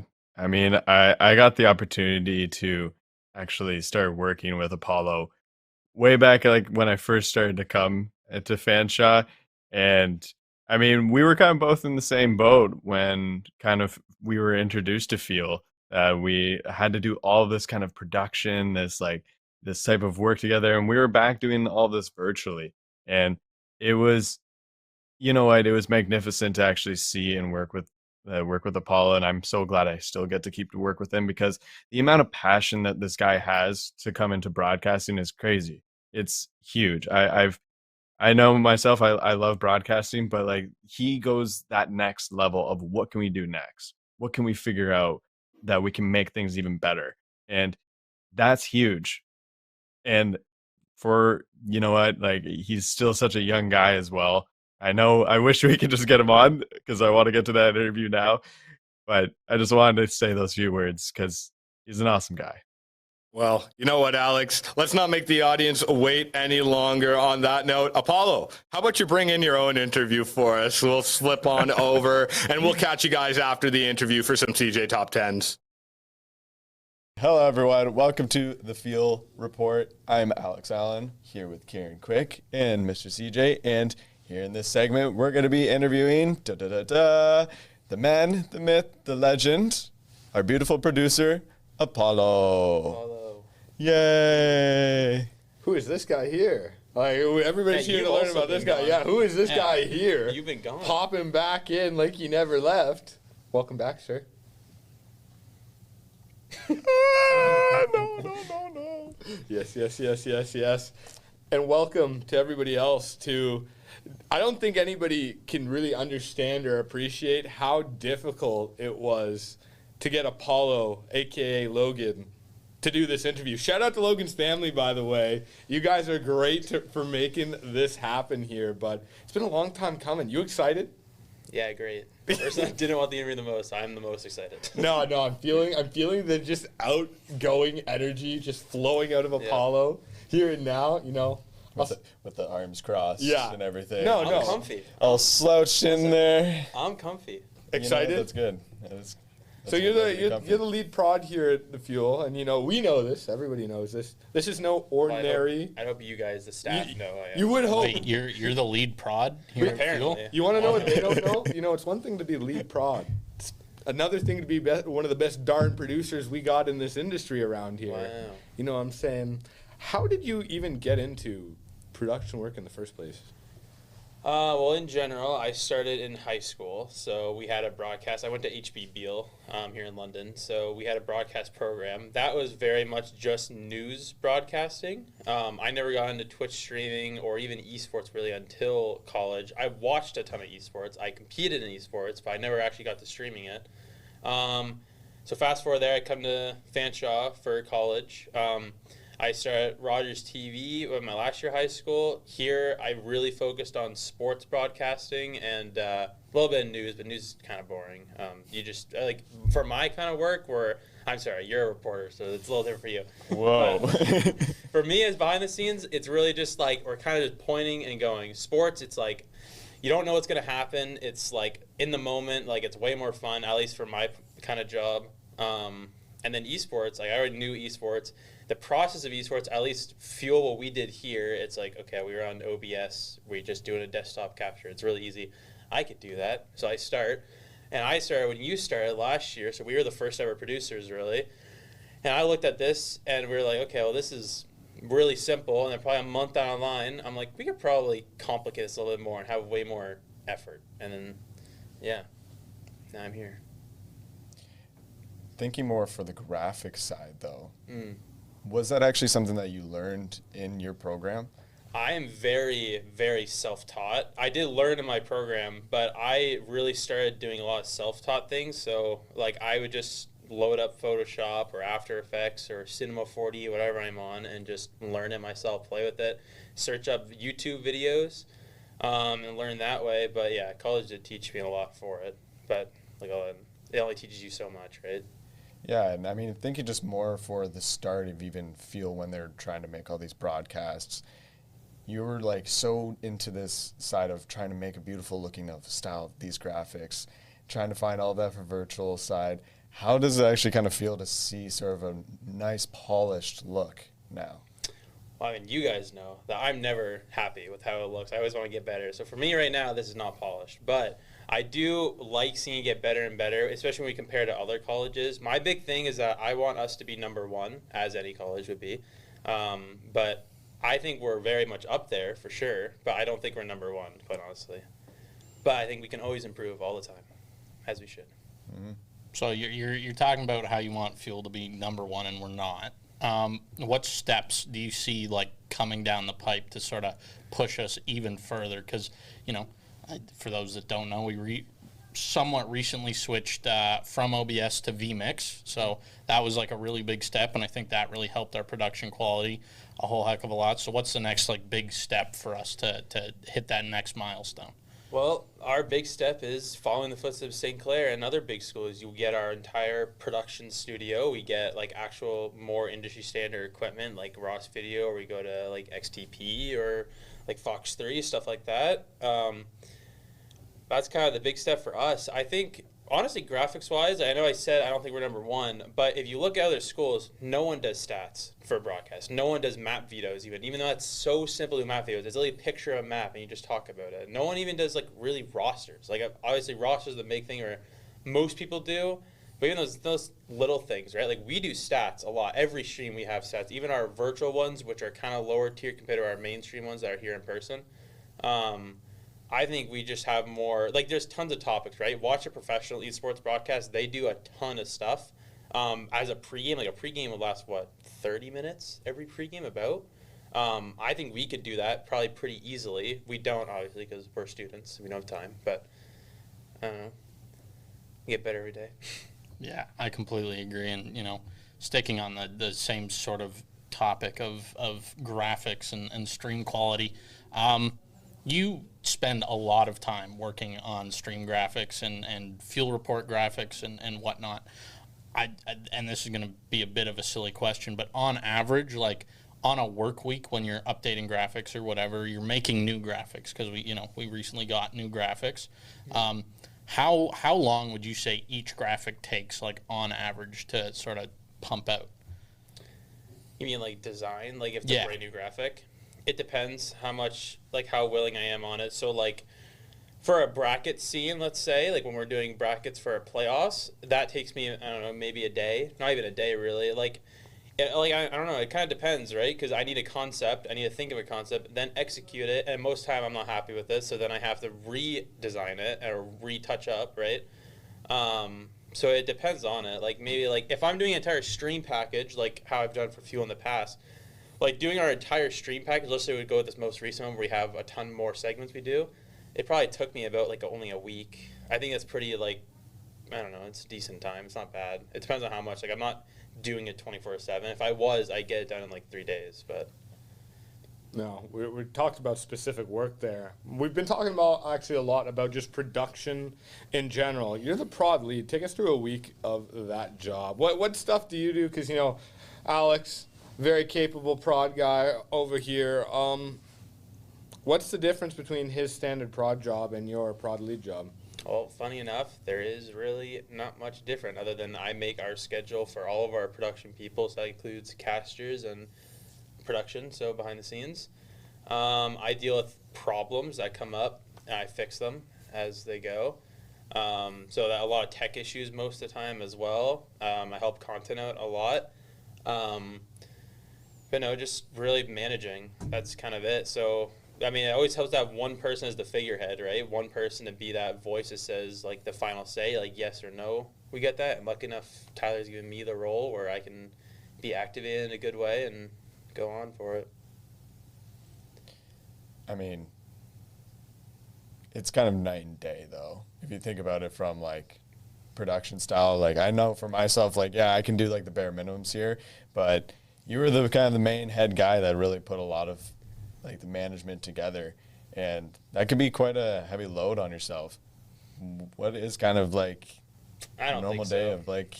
thinking about Honestly, it. I think you guys put too much strain on yourself. I think there is a difference between my producing style and yours and Toki's and Graph's, which are, for the other one doesn't know, that's our other producers.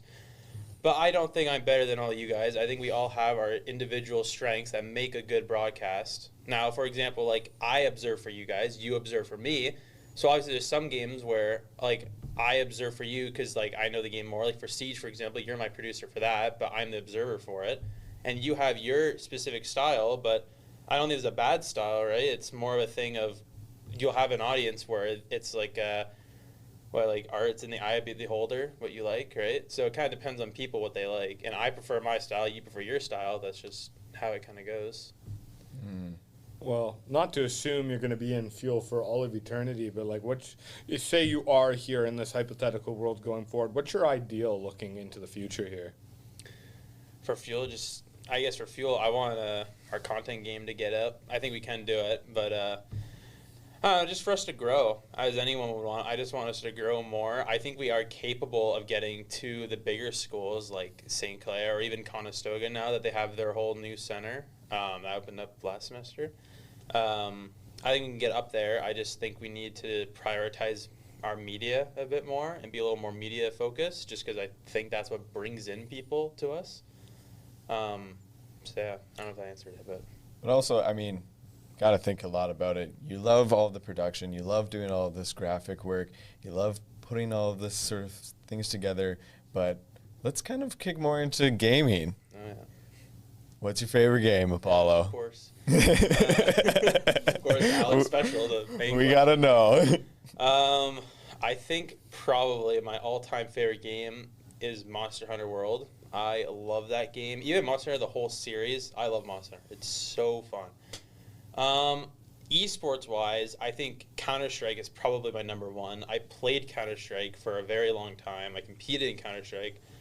I think it's most fun to watch as well. So I think that's probably my number one esports-wise. But yeah, favorite game all time, probably Monster Hunter World. Or underrated, you know. Phasmophobia was kind of fire when it was big. Like, that was fun when you play with friends. Even, like, it was kind of bad. Like, it was a fun time. Yeah, I completely agree. And, you know, we touched on gaming, which obviously you do on your off time. So I'm going to sort of do broader spectrum off time. A day off for Apollo. Actually, Claire, before we go, what is your guys' favorite games? Because no one ever asked that. No one ever asked you guys. I was hoping we'd gloss over No, that. we're not glossing over. All right, who's answering? Who's drawing the... Every time. Every time. Okay. God of War. Really? Which one? Or just God of War? Just God of War in general. I just love the whole storyline behind it. I haven't played the most recent God of War, Ragnarok. I just have not had the time for it whatsoever. But I don't know. I just love following the storyline. I started playing it actually on the PSP. And I was sitting there playing there, and it was just kind of a childhood game that I love to play. The PSP was ahead of its time. Oh, it was. So freaking ahead of its Oh, it time. was. My goodness, the fact that that thing died off at all is literally incomprehensible. Like, if someone could put, like, an Xbox Switch in my hands where I could be walking, deadly. It'd be sick. Well, it's because the Switch came out, right? It's like the new PSP, basically. Yeah, but And like, just kinda destroyed but it. like, even you the know, DS when that came out, right? that was banging. Yeah. I'm big This is fan of the huge. DS. I was a faithful DS user. Like, Nintendo's got their niche and their niche community, and they do a great job of what they do. But Xbox, PSP, that's a different category. That's a different demographic, in my opinion. Like, similar item, different demographics those are being marketed to. Like, that Xbox, portable Xbox, give a burr. I need it. I think we all do, CJ. I think we all do. I think the question now kicks to me, and that's got to be a tough one. We play Destiny 2, right? It's all you play. I mean, But it's all time, right? It is all. Oh, Well, just it like your is. favorite all time. it is all time. So I guess if we're gonna, it's got to be Modern Warfare 2. Like the new one? Or No, not the new one. I was hoping Not you the said new one. one. Do not. You're not stapling that sign to my chest. The hottest That's not take all happening. year. That is I probably think the new MW2 is better than the old one. No. So I say. Oh, God. the old MW2 or the old Black Ops 2. But like recently, what I've been like really getting into is the new game X Defiant. I don't know if I think none of you have really checked it out. It's Ubisoft, right? Yeah, it's Ubisoft, and it's made by the developers of the original COD 4. And honestly, it feels like a familiar embrace. Like, it's nice and warm. No skill-based matchmaking. Your freedom of movement is like immaculate. It's super duper fun. So I think like right now it would be X Defiant, but all time would be MW2. Not bad. MW2 was like the intervention. Oh my god! Just added it to the new MW2. Oh, did they really? Yeah, and it's terrible. Yeah. Oh, terrible. Even the map that's pool sad. on the old MW2. Corey, Terminal? Dude. Okay, well, Corey was okay. Afghan, Again was good. Yeah. But Terminal, like Terminal. high Terminal's a rise. classic. Terminal, High Rise, Yeah. Favela. Oh, Yeah, dude. No, they had even Dome, dude. Dome. Oh my god. that was good. Dome was So many good maps. Yeah. So many good memories. So many good memories. Yeah, I loved getting just the like when I was. I don't even know how old I'd be, like 14 or something. I'm just getting destroyed in voice comms by these like 30-year-old guys saying those heinous things Hey, alive. that's a coming of age experience in the COD It community. is. You know, grows that thicker skin. Yeah. Teach you how to let things slide off your back a little bit. You don't have a choice in the COD community. Some- Back in our day, anyway. It's either thicker skin or an ego and a bit of toxicity. It grows one of the two. Yeah, Hopefully on yeah. thicker skin.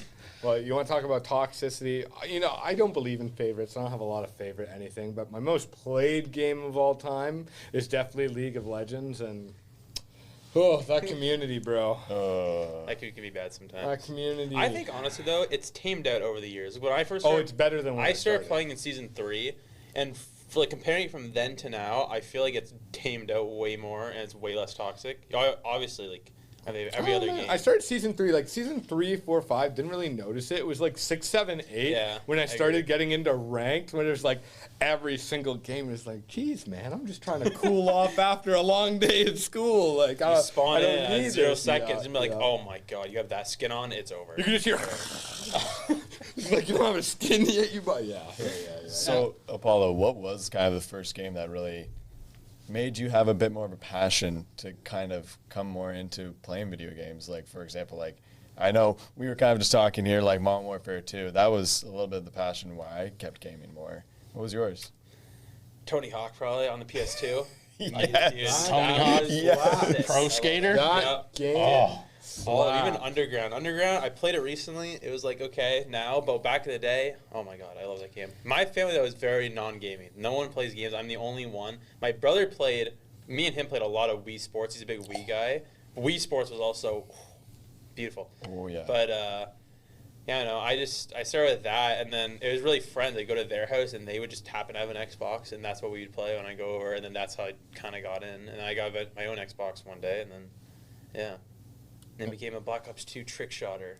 Really? Yeah. No way. You got any clips in the bank? Not anymore. Oh. It'd take me a long time to find them. We need to find that Xbox. We gotta dig that up roll the clip. Roll the clip. Apollo's top 10 segment right My there. top 10.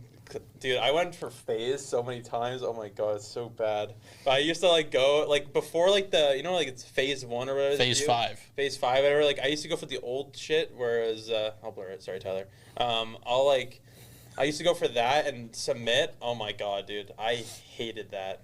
Like now I look back like, man, that is cringe. But back then I thought I was the coolest kid alive. Like, dude, I'm gonna be in phase. Like what? Like phase up. Man, I hate that. I mean, to be fair, picture it. You made it, and you became one of the main content. Dude, now. I should have been bullied when I said that. When I went into school, I'd be like, yo, I'm going to make phase. I just applied. I should have been bullied. I don't know why I wasn't. Imagine it worked. Imagine it worked. Imagine how much money you would have in the bank right now if it worked. Probably, yeah, with their stock price dropping. Oh, well, yeah, but like, that's a that's very good point. That's I don't know. You could have made his bag and escaped before it got a little rocky, you know, Yeah. off the greener pastures after that, you know. I want to take it in a different direction. I can just feel Alex itching to ask another serious question, but I'm gonna ask a not serious question. You know, we've talked a lot about old games. What game do you think's held the test of time the best, in your opinion? That's actually so hard. What's held? I think for me, quite honestly, I think like Black Ops 3 Zombies. That's also, I probably should have said too, I think that's on par with my favorite game of all time. Just because, at least on Steam, when you mod it and you get custom maps, guns, all that, Dude, zombies. Oh my god. I don't care what zombies game. They're all so fun. It never gets old. Yeah, it doesn't matter. Like, some were the worst zombies I've ever experienced in my life. But, like, when you compare it to the other games that they had. But, dude, zombies, oh my god, what a good pastime. I love that. But, I don't know. That's such a hard question. Maybe I'll just say Black Ops 3 Zombies. Just because, like, people are still making new maps. There's this new thing coming out where someone... Because, like, Black Ops 3 right now has, like, this weird stuff going on. You can get hacked, I think, easily by playing it and stuff. So someone's, like... You know, like, the plutonium stuff that's out? It's like that, but for Black Ops 3 Zombies. Or COD Zombies, maybe, in general. I don't know. But it's like that, basically. Oh. Yeah. That's weird. Yeah, I don't know. But maybe that. I don't know. That's a hard one. Are we talking any game, or are we talking like... Okay, because, you know, for example... For me personally. No, I'm talking, like, any game, because we were talking about Wii Sports earlier, and, like, for me, like, I was just playing Wii Sports last week, and, like, that held the test of time. That's true. That Wii stuff Sports- is still fun. Like, there's certain games you can pick up after forever, and you're like, Yeah. this still slaps. Where there's other games you pick up, and it's like, how could I have seen this and thought it was amazing when I was younger? Wii Resort also was Fire. I bought a Wii from a Game Cycle and modded it for like $40. I only got it for specifically for Wii Sports and Resort. That, dude, I love those. Wii games. Resort hit. It did hit. Like the Flying the Phantoms? plane. Yeah. The Sword dog fighting. fighting. The sword fighting. The ping pong. Ping pong is so fun. I love. That's my main one. I love. Even basketball was fun. Like the Basketball, shooting challenge. Yeah. Now, I think if I'm going to answer that question, if we're just talking like on a global scale here, I think the answer's pretty obvious. It's got to be Minecraft or WoW. Like, You know, I don't count those because they're still in play. Like, it's still, you know what I'm saying? When he said that, I was kind of thinking more like games that don't have a lot of player. That don't get base. updated actively Yeah, don't get as updated. well. They still get it. That is That's a good fair one, though. That's They've been around a for a long very time. fair answer based off the question. But like okay, we'll go for non-updated games if you want to chime in as well, Alex. Those are good ones though. Non-updated games. Yeah. No more hot fixes. Like people can be modding them in the community. Like for example, Sims gets modded like Sims crazy. 4 is a good one. That's a good option, You know what I too. mean? I was thinking Sims Sims gets- potentially. I've never Yeah. played it, but I've heard it's held up well. It's pretty fun. Sims gets modded a lot. It's a little bit of a tough one. Honestly, I would. Okay, this is like really off like far charts, but it's because it's really like a favorite childhood game of mine, and it's on the GameCube, and it's Shrek. The Shrek game on Game. Crazy. Yeah. I would not expect that answer from you. If you're talking GameCube, I would say Soul Calibur 4. That game was so fun. Okay, Dude, okay, it that was could- sick. Fire. But it's just like the Shrek the game is reasons. so much fun though. Like you can play with like 4 people onto it, and you just go for a whole adventure to get to far, far away. That's true. See, I never had a GameCube. I had a You should. PS1 and PS2. You gotta get the GameCube, and you get Luigi's Mansion. Okay, Oh. that is. That I is think where I'm it's at, too. Super Mario 64. Oh. That'll never get old. Yeah. Okay, that That too. would be a real good Yeah. game. Bro, I can hear the music, like you say that, and I can hear the music. I can hear the sound of instantaneously. picking up a star. Yeah. Yeah. Ba-da-ba-ba-ba-ba. Not quality game. Honestly, games like games just hit a little different in our childhood. Like, you know, back in say my dad's day, they had the Pac-Man, go to the arcade, and that culture in and of itself was really cool. Completely different from, but I will swear up and down the wall to the day I die. Like my kids and grandkids will probably be in some 12D VR simulation where you're plugging an IV in and you get shot and your nerves are going like, but I still think we will have like the prime of gaming just because the advance that happened in our lifetime where they still kept to the root. I think we have the best gaming generation. I think just that's me. the nostalgia factor, though. Like, Probably. for us, it's the best, but, like, think of, like, 20 years down the line, kids playing Fortnite right now, that's going to be their nostalgia. Oh, back in the day, Fortnite was, like, the best game of all time. That's going to be their thing, Fortnite right? was They're fun. not going to say Wii Sports, even though that is clearly way better. But, Yes. sorry to any Fortnite kids. But. Yeah, no smoke towards any Fortnite kids. But no, I actually didn't get to finish my first question. You cut me off with the favorite game. Well, I had to know. On your average day off, what do you get up to? Most of the time, I keep working on graphics because it's my hobby. This guy is working. Okay, I was gonna talk 24/7. about this in the opening of the show. This guy wakes up and his laptop just appears in front of him, or his PC just spawns in. This man is working 24/7. Hardest worker I've ever met. Absolutely insane. I like working. hands It's fun. down. Keeps me Hands busy. down. The thing is about me, I really like working just because like if I'm not working, I get very bored very quickly, and then I get on like a YouTube grind or something or a Netflix binge, and then I don't know what to do with my day. And I feel super lazy. Jump on X Defiant with your boy. Yeah. No. How much that game cost? It's free. Okay, it's in beta right now? Yeah. Okay, Free interesting. beta. What type But of it- game modes there are? Domination, Okay. hard point, Okay. control, and then like the push maps from Overwatch, like escort. Okay. So they're trying to steal everybody's flow, you know, word for word, bar for bar? Pretty much, yeah. Okay, okay, fair enough. If I'm not working though, then I don't know. I play games as everyone else does. You like any fishing? I like fishing. Okay. Relaxing. I haven't gone in a long time, but Neither have I. Just but become my it's license. very relaxing. Right now, though, the shirt that you're wearing, the hat, where'd you get it from? Got it from a concert I went to with my boy Sutek on the league team. I mean, he's out Hey. for the year, but oh well. There's an academy playoff game. His academy. I think he's You know- playing that. So. We got to throw it back. Actually, this is going to air on Saturday after the academy game. Yeah. So hopefully, when this episode airs, they got a W in that playoff game. Yeah, hopefully. Hopefully. Yeah. Anyways, I went to a concert with them, and this is two of the bands. So yeah, Protest the Hero. Let's do that. And then this is Junko Daydream. I like the merch. And I gotta say, the Yeah, hat's I looking think- sharp. I don't even want to say it because this is gonna be a video, but just in case, I think they're all great bands. I love all the bands. I think this might be the most underperforming band of the four, but they had the sickest merch there. Like, look, I could not buy it. I was like, okay. In this day and age, I would almost say that's all that matters. I walked in the venue and I saw the merch in front of me here, and then the bands or whatever over there. And then I saw that shirt first, like that is the sickest looking shirt there. I'm getting that. I don't even care what the band sounds like. And I heard the band after. I was like, oh. But I added them on Spotify. I still have them, so we're good. I still listen. I'm an avid listener.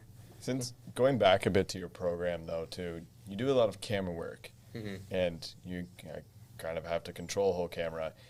What is kind of like some of the camera work that you've done on like other side gigs?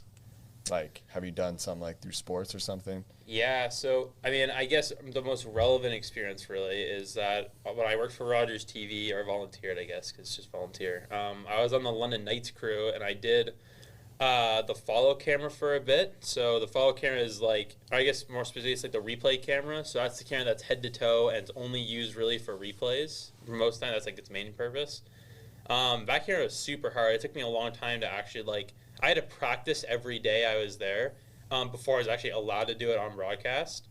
It was really fun doing it, but like for our gamers, like we have to like they do warm ups to training range. Or I literally did warm ups as players are warming up on the ice. I would go to each, I like flick to each of them, so I get my flicks down. So when they shoot the puck, I can flick in the net and then come back to the player. Because when they score, they go back to the player and get their celebration. So probably that. But then also I do a lot of random stuff, like as any camera operator would. Use gimbals or handheld stuff or tripods, as everyone does. I mean, doing that type of camera work, like you probably had like people like in your ear talking to you, Yeah. like trying to do other management work. How different is that from actually like the management behind Feel for their broadcasts? Well, it's different here because a typical scenario is that we can all talk to each other at all times. If we have our two talent, let's say here, they could hear us when I want them to hear us. But with our setup, it's different because we're very small and we're very even lucky to even have any in-person setup at all. So we can't talk, obviously. I mean, I say obviously because we know, but they don't know. But we can't talk to each other at all. So the observer and producer are beside each other, and we just have to be like, like have to whisper at them. So it's very different. Ideally, if we ever got that set up, we'd be on an intercom system where we could talk to each other at all times, which helps a lot, especially for if I'm directing a show. An observer, sometimes they don't capture what you want. I can literally just say like, yo, like camera one, grab this. And he's like, okay, perfect. And I'll go grab it. That's a future thing down the line, but don't know when that'll happen. But you never know. It's a lot of fun kind of seeing how it's different from one direction, like right now, Yeah. from beginning for Fuel Esports. Well, it's definitely a big learning curve for sure because it's very different. Like, coming from my side, I guess really our side, like, you start with in here in M building where you're on an intercom, it's very industry standard, and then you go to Fuel where you have people like Toki and Graph who are computer students, like networking students, where they've never done this, so they kind of think, okay, this is basically kind of normal. And it's like, no, it's really not. It's actually way harder kind of because we can't actually talk to each other at all, right? Or else even with like a noise gate and turning down it a bit so they can't hear us, you even kind of get that little bit of hearing. And some of our casters, since like you have your industry trained casters like you two, but then you have someone like Kieran that's never casted. You're pretty good, don't worry about it. Well, Thanks. Not really. Anyways, you I mean, you have your industry standard where it's like, okay, I could talk in CJ's ear as he's casting. He will not, right? He won't stop talking. He just knows to basically just ignore that I'm talking to him, but like still kind of hear the information I'm putting. But then you go to one of our newer casters who doesn't have industry experience or didn't go to college for it, and they don't know. They'll stop talking immediately or get very like and ah, right? So it's way harder, but. And that's kind of what it is, right? You don't need to be like trained. So if you want to apply, you guys should apply. But. You know, I'd also jump in on that though. You know, the production. You see, you're talking about the difference between here and the field. The production value from November to now, when we really started getting going in person, has greatly improved. You know, just some of the nuances, the fluidity of it, the preparation going in, even little things like setup time, how many graphics we include. Like our production has improved and progressed a good bit over the past semester as well. So it'll be interesting to see where that sort of ends up as a product. I guess you'd never want the transition or improvements to stop. No, never. Well, I think that's all. Do you guys have any last questions to really ask? I got a closer. All right, there you go. You said you play CS. Same question as Nylander. The top 5 CS skins. Oh God, dude, I can't do top 5. Top 10. Top 10. What's wrong with you? I'll do the Neo Noir op. Oh man, that thing is hot. I love that thing. I like the Neo Noir set a lot. Really, all those skins. Even knife wise, I get the classic Sapphire and Rubies. All those are sick. Like, my favorite knife of all time is probably like a Talon. I don't know. I'm pretty bad at remembering skin names on the spot, at least. Fair enough. Well, you know, ultimately for me, I have nothing else. I should have just not talked to Apollo for the past week so I could have 1,000 things to ask him and bring up, because it's like spend all semester going, yo, we got to get him on an interview, got to get him on an interview, got to get him on an interview. Gets him on an interview, and it's like, don't really know what to ask. You could ask this guy the world. Yeah, no, this guy's got his toe in everything. You know what? We can't let him escape without mentioning this. You know, we've talked all about Apollo the employee. Apollo also played on one of our teams. Yeah. And not like any other team either. Yeah, and hold on. We're going to get an escape from this one. A step further. So quiet about that side. If this R6 team goes to nationals, there's a chance you might be coming out of playing retirement, no? Yeah. Maybe. I don't know. It depends what they want. Talk about Apollo the player. Tell us your experience. What team did you play for? How'd you guys do in the playoffs? What was your role on that team? Talk about it a bit for us. Whoa, CJ. Let him start with one. Question at a time, man. He's excited. So I played on the Rainbow Six main team, T1, last semester. For playoffs wise, we won NECC Challengers Division, so we got a trophy out of that. I'm going to be real with you. I don't know what my role was called, because I kind of got called up randomly because they listed me as a sub as a joke, and then I ended up becoming a main player and then helping them out with that. I don't know. I don't really know what it was called, but I anchored a lot on site, and I rotated. Maybe I'm a flex player. I played a lot of trap offs as well. I'm pretty known for getting roasted by NECC for playing Capcan. But hey, I'm the one playing on a team. They're not. They're sitting there at their desk casting from home, so who's really the winner here? I think you are. Well, yeah, I mean, I won the trophy. Yeah, I was going to say, yeah. No shit, I love ACC. So if you need work, you can help us. Yeah. Throw me on that list, too. Wow. All right. CJ, you seem to have a whole lot of questions about R6, so fire another one. Well, it's just, I mentioned that nationals bit that was just glossed over there, how interested would you be in rejoining those guys at a potential nationals run? Yeah, I'd say yes. I mean, playing those guys is fun. I love the R6 team. They're a great group of guys. I'd say yes for it. I do think, though, I don't know what it's going with. Well, clear with the Perza interview that just happened. Jack might not be the option for it. It's going to be either me or Kenny. It really depends on what they want play style-wise. I think Kenny is, honestly, in general, a better player than I am. But play style-wise, we play two different ways, right? I'm very more anchor-ish and staying close to site, while he's a very big roamer and very aggressive.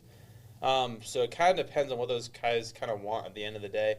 either way, I think one of us would go to just being a sub. So it's not like we won't get play time. I guess depending on who's available, who's not. But I don't know. It depends play style wise. I'd say yes though if they want me to play. When's the last time you got in an R6 game? Yesterday. Okay, so you're still actively playing. I was wondering if But this dude- was a case of like I haven't touched it since December. Honestly though, Rogers sucks. My internet is awful. Okay, I want to play. I think I could climb to diamond or champ or whatever, but I can't because I get in a lobby. I play around. And then I feel like I'm getting DDoS. I immediately go to 800 ping the rest of the game. It's like, leave me alone. Maybe he's I getting think DDoS. I talked about that in the first I hope you interview did. too. It's the most annoying piece of crap ever. Well, you just got to play from the LAN center from now on. Yeah, Which is open in the summer. Yeah. We don't It's know open the in the hours summer. yet. Yeah, We we do also not know the hours currently yet. open 10 to 10. yeah, you should come right now So when you see come. this video. Like, stop watching podcast and come over. Stop everything you're doing. No, no, no. Pack up Finish your watching bag. the podcast. Okay, you know what? And then Finish come. watching. He's absolutely Yeah. right. Finish the podcast. Pack your bags. Come on down. Come Might watch even it. run out. You know, Apex tournament Sunday. tomorrow. Sunday. Tomorrow. No, Yes. Yeah. tomorrow. Tomorrow is Sunday. Tomorrow. It is Yes, tomorrow. yes. Tomorrow. Yeah. I'll be playing in that. He'll be observing it. I'm casting. He's Apollo. I'm producing. So. He's producing. Yeah. Well, let's talk so about you then. How do you feel like you're going to be playing it in non-production for once? you know what? I'm so excited. The world can see how talented I am at Apex. You know, You are the no, most talented person. nobody is ready for just the passion I'm about to play with. The decision making will be flawless. Everything will be flawless until I need to shoot my gun. So you're like a, All right, that's it. I'm not camming to you. yeah. So you're a big There's IGL no guy, observant like, on oh, I think we do cam to him. Yeah. You know, I'm definitely a big IGL. It's just like, you know, Billy go shoot Bobby, Timmy go get Timothy over there, but I don't do a lot of shooting myself. Not very capable. We'll make sure Alex perfectly only Yes. observes your misses. Just make sure you get my death. Yeah, every That's all single I time. ask for. Yeah. That's all I Every ask time you for. die, I'm like, oh, he's about to die. Okay. Like, I'm On- really on him. hoping it's like a team like Rusty that comes in and he just like kind of just like stomps on me so I don't feel bad. Like if I go look at a person's account and they're in bronze and they roll over me, it's gonna hurt a little. The ego might be sore a little bit, but you know I don't play on any teams. You've been a sub, you've played on a team. I feel like have you been a sub on a team, Alex? Or are you just He's like a super pro guy? mascot, kind of. Have I? Have you? Have I been on the team? Have you been a Min's little the like a COD COD mascot. Yeah, like a little Yeah. COD T2 sub or You're something. basically the COD mascot, and you like did a ton of COD last year and Yeah. this year. You never But know. this is my first fuel, you know, playing action. It's going to be interesting. You know, bringing a Western student over to join me, a Guelph student. Now, are you yourself playing from the room? It depends. Well, no, I probably won't because those two can't play in the room, my teammates, because I'm going to be the only Fanshawe player on my team. So I'll be remote. I'll be ready. So there's not going to be a CJ cam. That's kind of sad. You know what? Maybe I will come and play from the room, you know. For the CJ cam. Just for the Just- CJ literally cam? just for the So CJ. we can catch his death. And you Because can he follow said the there, camera. the passion's going to be there. Hey, you We're know going to what? see If him Apollo- throw his arms If up. Apollo helps me set it up, I will literally like you can have like a private CJ cam midstream. Like let's check in and see how CJ's doing over there. It'd actually be so much fun. Was it you that mentioned it earlier? You know, have me commentate my perspective. Someone was telling me about that. It'd be interesting to see, you know, a player commentate their perspective in that tournament while it was going. Get Yeah, that imagine laced in. it. That'd be pretty cool. That would, It be would be pretty cool. cool. You know what I mean? Get me hot mic'd in on the tournament. I Get think a we- lav mic on me. Yeah, we'd either have to do that or have them stream their own gameplay. Yeah. Yeah. Worry about it later. I'm always about the buffoon. That's a Saturday. That's that's something a- we're going that's- to worry about on Saturday. Yeah. After you guys finish watching the next couple of episodes of the Field Report. Of course. Yeah. Yeah, next Yeah. couple segments. Tune in. Tune in, everyone. Peace. Welcome back, everybody. That right there, you know, week after week, I say CJ's Top 10s is my favorite segment. No. That's not my favorite segment. This Apollo interview segment, not my favorite segment of the week. Favorite segment of the year. I saw Nylander in the chat saying that Apollo interview after R6 was top 3 all time. If that's top 3 all time, that 37-minute interview, that's got to be top 2 all time. Minimum. That's just my honest opinion. You know, it was great to get some Apollo chit-chat in because we always get in trouble when we mention Apollo. So before we hop into top 10s, does anybody have any final words that we can say without repercussions? We love you, Apollo. Yeah. best college producer around. You will not find a better one. On that note, we got some of the best clips of the week coming up in CJ's top 10s now. I feel like we need to preface this a little bit. Playoff action, less clips, harder for us to get them gathered in together. So, the Kings of CS that we do see in the chat a good bit as well. I feel like it's going to be a busy top 10 for those boys, but they're not going to be the only people we see in it. And on that note, let's roll some top 10 action. Woohoo! I said it's not going to be CS the whole time, but if I was a betting man, I bet we'd have some R6 to kick things off. It's Angel gonna find the turn and gonna find the flick on Augie of CUW Esports. And R6 always has to find a home in our top 10. Now let's show you a roll of the Kings of CS. Kicking things off. You know what Cheap does on the op. We've all seen it happen. That's a bad man right there. Rolling into 8. I already said earlier in the show, all these CS guys can pop off and have their moment. Nylander showing what he's capable of. Quick little two-piece. Rolling into 7. You know what? We often know Cheap for his op plays, but he can do it all. He's going to find 2 up close and personal with the tech. And the big thing is, that was an eco round for the Fuel, so that's a big moment in some finals action. Rolling into number 6. Let's get another member of this CS squad. Tyler's going to find a big 2 on a game-winning play around one of the finals. That's a huge moment. Coming into 5, you thought we were done with Tyler? Absolutely not. He's going to find 1, make it 2, and make it 3. Welcome to the meat grinder. I wish he would have got that swap off because I'm sure he would have made it 4. Coming in at number 4, it's team captain Oogaslpada, and he's going to be ready to go huge. They had the jump on him, but he was up to the task. Our third spot, let's go back to some cheap play. It's an eco round, and it's not any mere eco round for Sheep here. He's going to make his way around the map, and he's not going to find 1 or 2. He's going to find them all here in this clip. And there's a reason he's taken up so many spots in our top 10s. We're used to the op plays. My goodness, he's absolutely proven he can do it all this week. Coming in at our second spot. Have you heard enough of Cheap this week? Because he's not done. He's going to find 1 flick. Oh, let's make it 2, and he's going to go to work and find the 3rd. I have no doubt he would have found that 4th there, but that guy had to turn away to fight his teammate. But the top spot this week in CSGO NACE Finals Champions essentially owned a top 10. It's Nylander. He's going to find the 4-piece. The information had long gotten out. He's going to get the gun switch off. No way. And the headshot. There were headshots the whole way along in that interaction there. And you know what?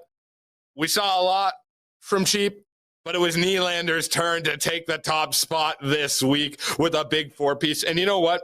We have to shout out the CSGO guys. Every single one of those clips were in a big moment. There's no bigger moment than the final stage. And they proved with that championship, not only were they up to the task, but they got some nice clips along the way as well. Yeah, they really did. They got the job done, and they brought home they brought home the ring, and they did super well to do it. All those clips are unreal. You know, I still can't believe Cheap got an ace on an eco round. Nylander popping a casual 4K on just holding site. It's insane. Yeah, it's so crazy to see that, like, in the top 10s as well. Like, we have that many such highlighted key points in that game too. I just love to see it. Like, you could see, especially as well, it was all like, it wasn't just one player there as well. It was so magnificent. I mean, they just know how to work with that op as well. Nylander, of course, that was such huge plays. I love this team, and I'm gonna miss these beautiful plays that they always have. Yeah, we gotta go a whole summer without seeing those plays. But speaking of summer, we all get off time, and we've got a little segment showing what we do as your podcast hosts in our off time, and we're calling it the Boys Adventures. As most of you may know, Mins was MIA. He just disappeared for 4 weeks. Yeah. So we're gonna get a little sneak peek on what he was up to, where he was, what he was doing. So Mins, take it away. What were you up to? Yeah, so I mean, for the past like 3 weeks, I went to Belgium. I went over there to actually see my girlfriend, and you know what? It was great to actually see everything there. And yeah, this first little clip, this was like my first day there. There was just a bunch like the TV was going on, so it was like listening to like the whole like other language there because like they speak Dutch there, but it's not really much like a Dutch. It's like Flemish. So yeah, I was like looking over at my girlfriend there, and I was like, what were they saying on on the TV there? But over the time though, I was actually getting to pick up more of like the language, and I was able to kind of read it a bit better. But yeah, first few days was a little strange, and then yeah, we just saw Menikapish there, and then this is the other statue there. That in Brussels, for some reason, they have a bunch of statues that is like really a highlighted key point of them, like it's something Peen. I don't know. This was actually at the Antwerp Zoo. We got to hold on to this one for a second. This is an okapi. Have you guys heard of an okapi? You know, I heard. Oh yeah, okapi chops, okapi legs. One of my favorite barbecue meals. I've totally seen that fancy zebra horse hybrid thing before. I'm gonna go one step further. I saw one in my backyard the other day. It was just grazing. Oh yeah, eating up what little grass I have. No, but Mins, what is this thing? It's an okapi. What is that like? What is it? Well, CJ, you brought up about the fact about like its legs that yeah, it has that zebra sort of look. It's not in the family of a zebra whatsoever. It's in the family of a giraffe. And I can't believe it. Like it's such a weird creature. I mean, you can kind of see it when you're more a little bit closer up to it. I did get to see closer to it, but I didn't take any photos of it. But they're actually quite endangered. But it's unique what like the Antwerp Zoo does is they actually hold a lot of some like more endangered sort of animals and take care of them and make sure like they can actually keep helping this sort of species out that could be like actually falling off the face of the earth. What's that thing called? Ankapi? Okapi. Okapi. Okay, so I'm not going to be having any Okapi steaks anytime soon then. Yeah. I mean, not unless you want to be put on a list. Yeah, but I mean, moving on to some of the other things I was doing there, though. So this was a statue in Bruges. It's the fritier guy. So in Belgium, it's a big thing there that they have fries in like a paper bag. So in Bruges, they had this statue there of a guy eating fries out of a paper bag. And I tried to grab one, but they were a little hard. And then yeah, this was one of the actual cathedrals there. Over that, it was actually quite unique. But oh yeah, hold on to this one for a second. This one is beautiful to see because this was actually at more of the Passchendaele side in Belgium. So this was actually at the Flanders Museum. So this was what Canadian soldiers wore in World War One, and with more of like the Black Watch. So this was sort of an alignment between with even Scottish regiments, like some of the soldiers there. And the unique side when I was talking to one of the kind of tour guides there, he was saying that Germans actually had a name for the Canadians when they saw them because they wore kilts when they were actually out in World War One. So when the Germans saw them actually coming and like raiding them, they were the ladies from hell, which was quite a unique name to have. Now, Mins, I gotta ask here: is that on that rifle there? Is that a grenade launcher? Like, is that what I'm looking at? Is that one of the first noob tubes in existence? Yep, it's one of the first noob tubes. All I'm gonna say is, respect to our veterans, because I haven't come across a whole lot of bulletproof leather or kilt fabric. But I would not want to be running out into battle with that. That is for certain. Yeah. I agree. Yeah, we'll have to pause on this one too as well because it looks like it's just some random grass place. But the unique side for this spot, it's actually showing of an explosion. This is a whole crater that was left afterwards from World War One from one of the attacks that was actually on like Hill 60 in Belgium. And this was a lot of like the work from like the Commonwealth people, because Germans actually were able to attack over to Hill 60 and take it over from the Commonwealth. And they made this whole underground attack and made this whole caterpillar line underground and like put a bunch of explosives underneath it and exploded the whole place out. And this was the aftermath of the crater from the explosion. Jeepers. It's a big Yeah. hole. Oh yeah. But this was actually at the Passchendaele. This was one of the grave sites there. There's just so many. It was magnificent to see all of that, but like, of course, you can just feel such a different spiritual sort of side from it. Like, just you can see they really honored all the soldiers that actually were fallen in World War One. Yeah, this is a little photo of me there that was taken for me. And yeah, like it was really a sentimental sort of side to see all of it. But I think really the unique side of going to Belgium, yeah, I got to see all of this side from sort of showing and honoring a lot of these soldiers that went into it. But there's actually even a gravesite I went to in it was still in Belgium, but there's a gravesite for all the German soldiers as well. And there's such a difference. It's such a different vibe towards it.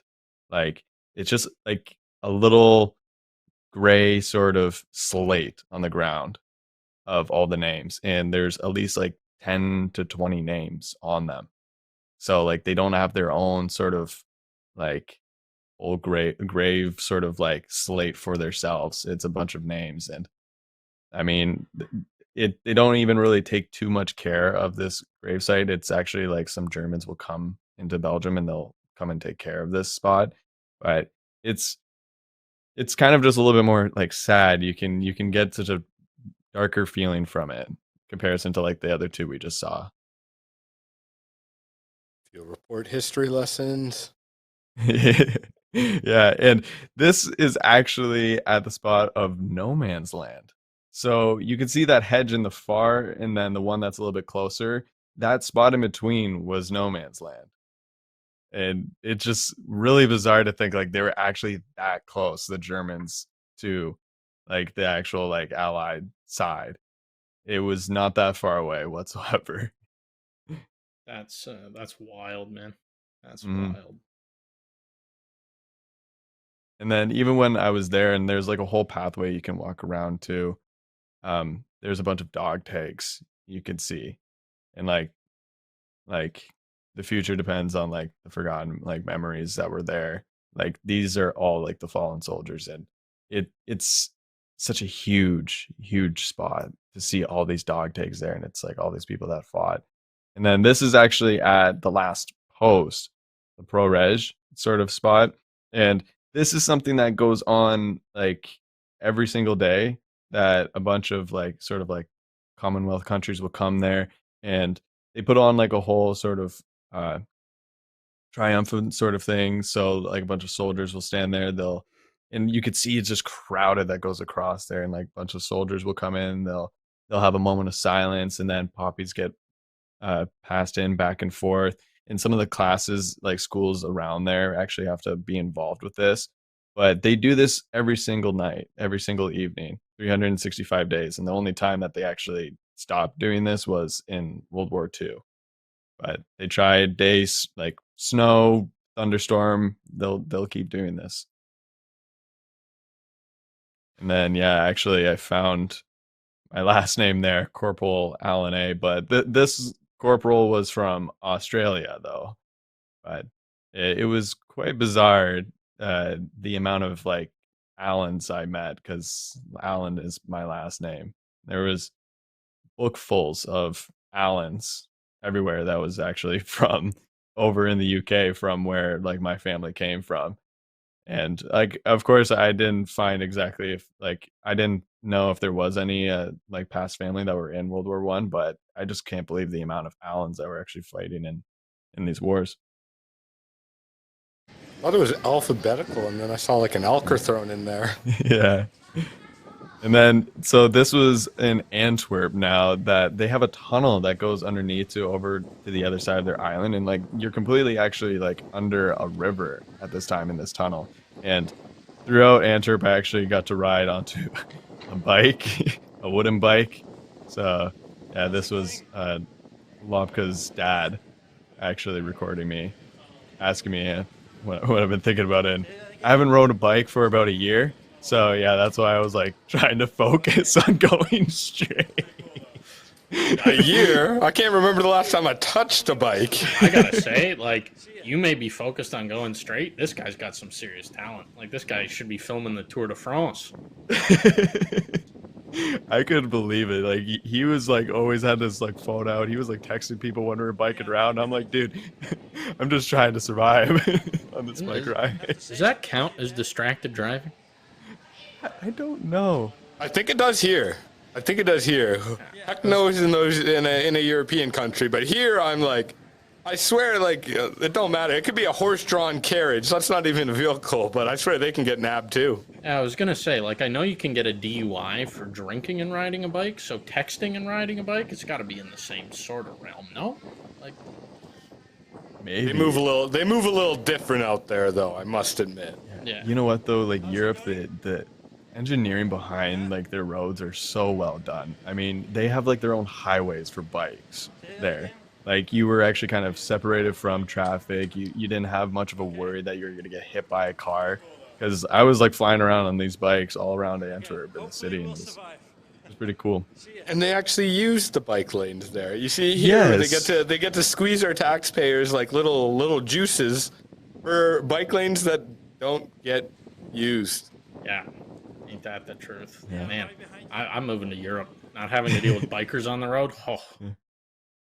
And yeah, this was one of the pubs I walked into. Yeah, I had to take the photo of it because water is only tasty when it's passed through the brewery. Now, I've got something to say about this. When we Oh, no. on break, everybody sort of went to go get a drink. Everybody went and did their own thing. I got a drink. Our producer got a drink. Alex went to go get a drink, and he comes back and says, "Oh, I got a sparkling water with a twist of lime." And then somebody says, "Oh, when I'm finished this, I'm going to have a beer." And then Mins goes, "Oh, I can't drink beer anymore. Like beer here, it doesn't hold a flame. It doesn't hold a candle to beer in Belgium. Like the guy's acting like he's all that. He's got all the taste in the world. But if I'm not mistaken, this is all you got for us. Mins. I think we're gonna Well, you know, I do have to come to his defense though, because I'm going to be honest. I may have warned him before he left. You're never going to be able to drink North American beer again. And you know what? I'll take a step further. I've never been to Belgium, but I've been to the Netherlands, and the beer there is outstanding. Everybody will tell you it's outstanding. And where does that beer come from? Belgium. Yeah, it comes from Belgium. And I do got to say, yeah, it is good beer there that they have. And you know what? Yeah, I think it's just not different. Like it's just not the same. Here, there's so many differences. I was going to say, yeah, it's not different. It's better. Yeah, it's not different. Yeah. But, Well, we've looked at what Mins does. I think it's now time to take a look into my personal life when I'm not working and not playing games or streaming. I do enjoy a lovely game called golf. So you got some pictures and some golf clips here. I'm pretty sure I'm pretty disappointed in this walk. I think I just hit an absolutely terrible shot, but no, you know, golf it's always a good time. You go out with a couple of buddies or even go out by yourself, and oh man, this clip, I par 4 and we're like 10 yards to the green. I piped that drive. But yeah, no, it's just, you know, it's always a good time. Golf's always a good time. Oh, what is this? Don't tell me I skull this. I mean, not a bad shot. I don't know. He's like, Apollo's like, run that back for him. One thing I've never noticed. I never noticed how much I wiggle when I'm teeing off, and then I saw these videos, and that one was that was a good drive. I cut that corner. I think I got it there, par 4. I think I got it there in 2. So it was a good drive. It was a good setup. And my next shot was under a spruce tree and hit a beautiful 7-iron to get it on the green there. So it was a beautiful shot. You hear me yell 4 right because I thought it was going further right than it was, but it's a good shot here. It's another good shot. Nice little par 3. I shorted this one, so it didn't end up on the green, but still hit a nice. I hit a pure. I definitely could have taken more club, but you know, it is what it is. Wind was blowing in my face too. It's another thing I didn't take into account of. But man, this outing I hit some bombs, and then I just also hit some just absolutely terrible shots, and that's really how the game of golf goes. But I don't remember. I don't remember much of it. But yeah, golf's always just such a good time. Great way to sort of build friendships and have a good time outside. A golf beer is a top 10 beer. It is. Yeah. Means maybe you just got to start golfing, and that's how you can drink beer in Yeah. North America again. Yeah, I think I'll have to do that. But when did you actually start like golfing? Like what age? So I started golfing like seriously, I guess, at I really got into golf in high school. I got injured playing hockey, and then so I was out for a bit, and golf's like not a super stressful sport on your body. So in the off season, I'd play golf. And then I stopped playing hockey and just sort of threw sports to the side completely. So I got pretty good when I was in high school. I think I got my handicap down to about like an 8 or a 7. And then I didn't touch my clubs for 3 or 4 years. And then 2 years ago, I worked at a golf course and I started getting back into it like slowly. I played like 1 or 2 rounds at the golf course because for those of you that don't know, usually when you work at a golf course, you can play for free. So it's a bit of a bonus. Loophole. So I played a few rounds that year, and then last year I like really started golfing again. Like I played at I worked at a top 25 golf course in Canada. It's actually in London. It's the London Hunt Club. It's completely private, so if you're planning on dropping in and playing around, don't, because you'll get turned away. But oh jeez. so I played 9 holes there, and I was lucky enough to have them gift me a driver. So that was it's a $900 piece of golf equipment that wasn't. I'm not going to shake my head at that. $900? Oh yeah. Oh yeah. my god. Dude, sets of irons come out to like 12, 13. Oh my god. But then again, you're getting like 7 or 8 clubs for that. But no, I got gifted a driver, and that's sort of like I was already getting back into golf, and that just sort of sparked it even more. And I'd say I probably played like 10 to 15 rounds of golf last summer. But yeah, no, I've sort of ever since, I don't know, I'd say like 15, 16, I golfed and then took a short hiatus and then came back, and definitely am not swinging them as well as I used to, but it's still, it's always a good time to go out and hit the links, hit it with the boys, you know. So, yeah, and the one thing I'll say about golf, and this is like anybody who is like plays golf like semi regularly, is you hate the game. Like you hate golf, and then you hit an absolutely amazing shot, and it completely sparks your love for the game again. Like I hit on that. Well, unfortunately, we didn't get the clip, but on a par 4, I drove the green, and I was like, I didn't even know I had that in the bag. I like hit it over a river instead of going down the fairway, and I was like, that's like top 5 best golf shots I've ever hit.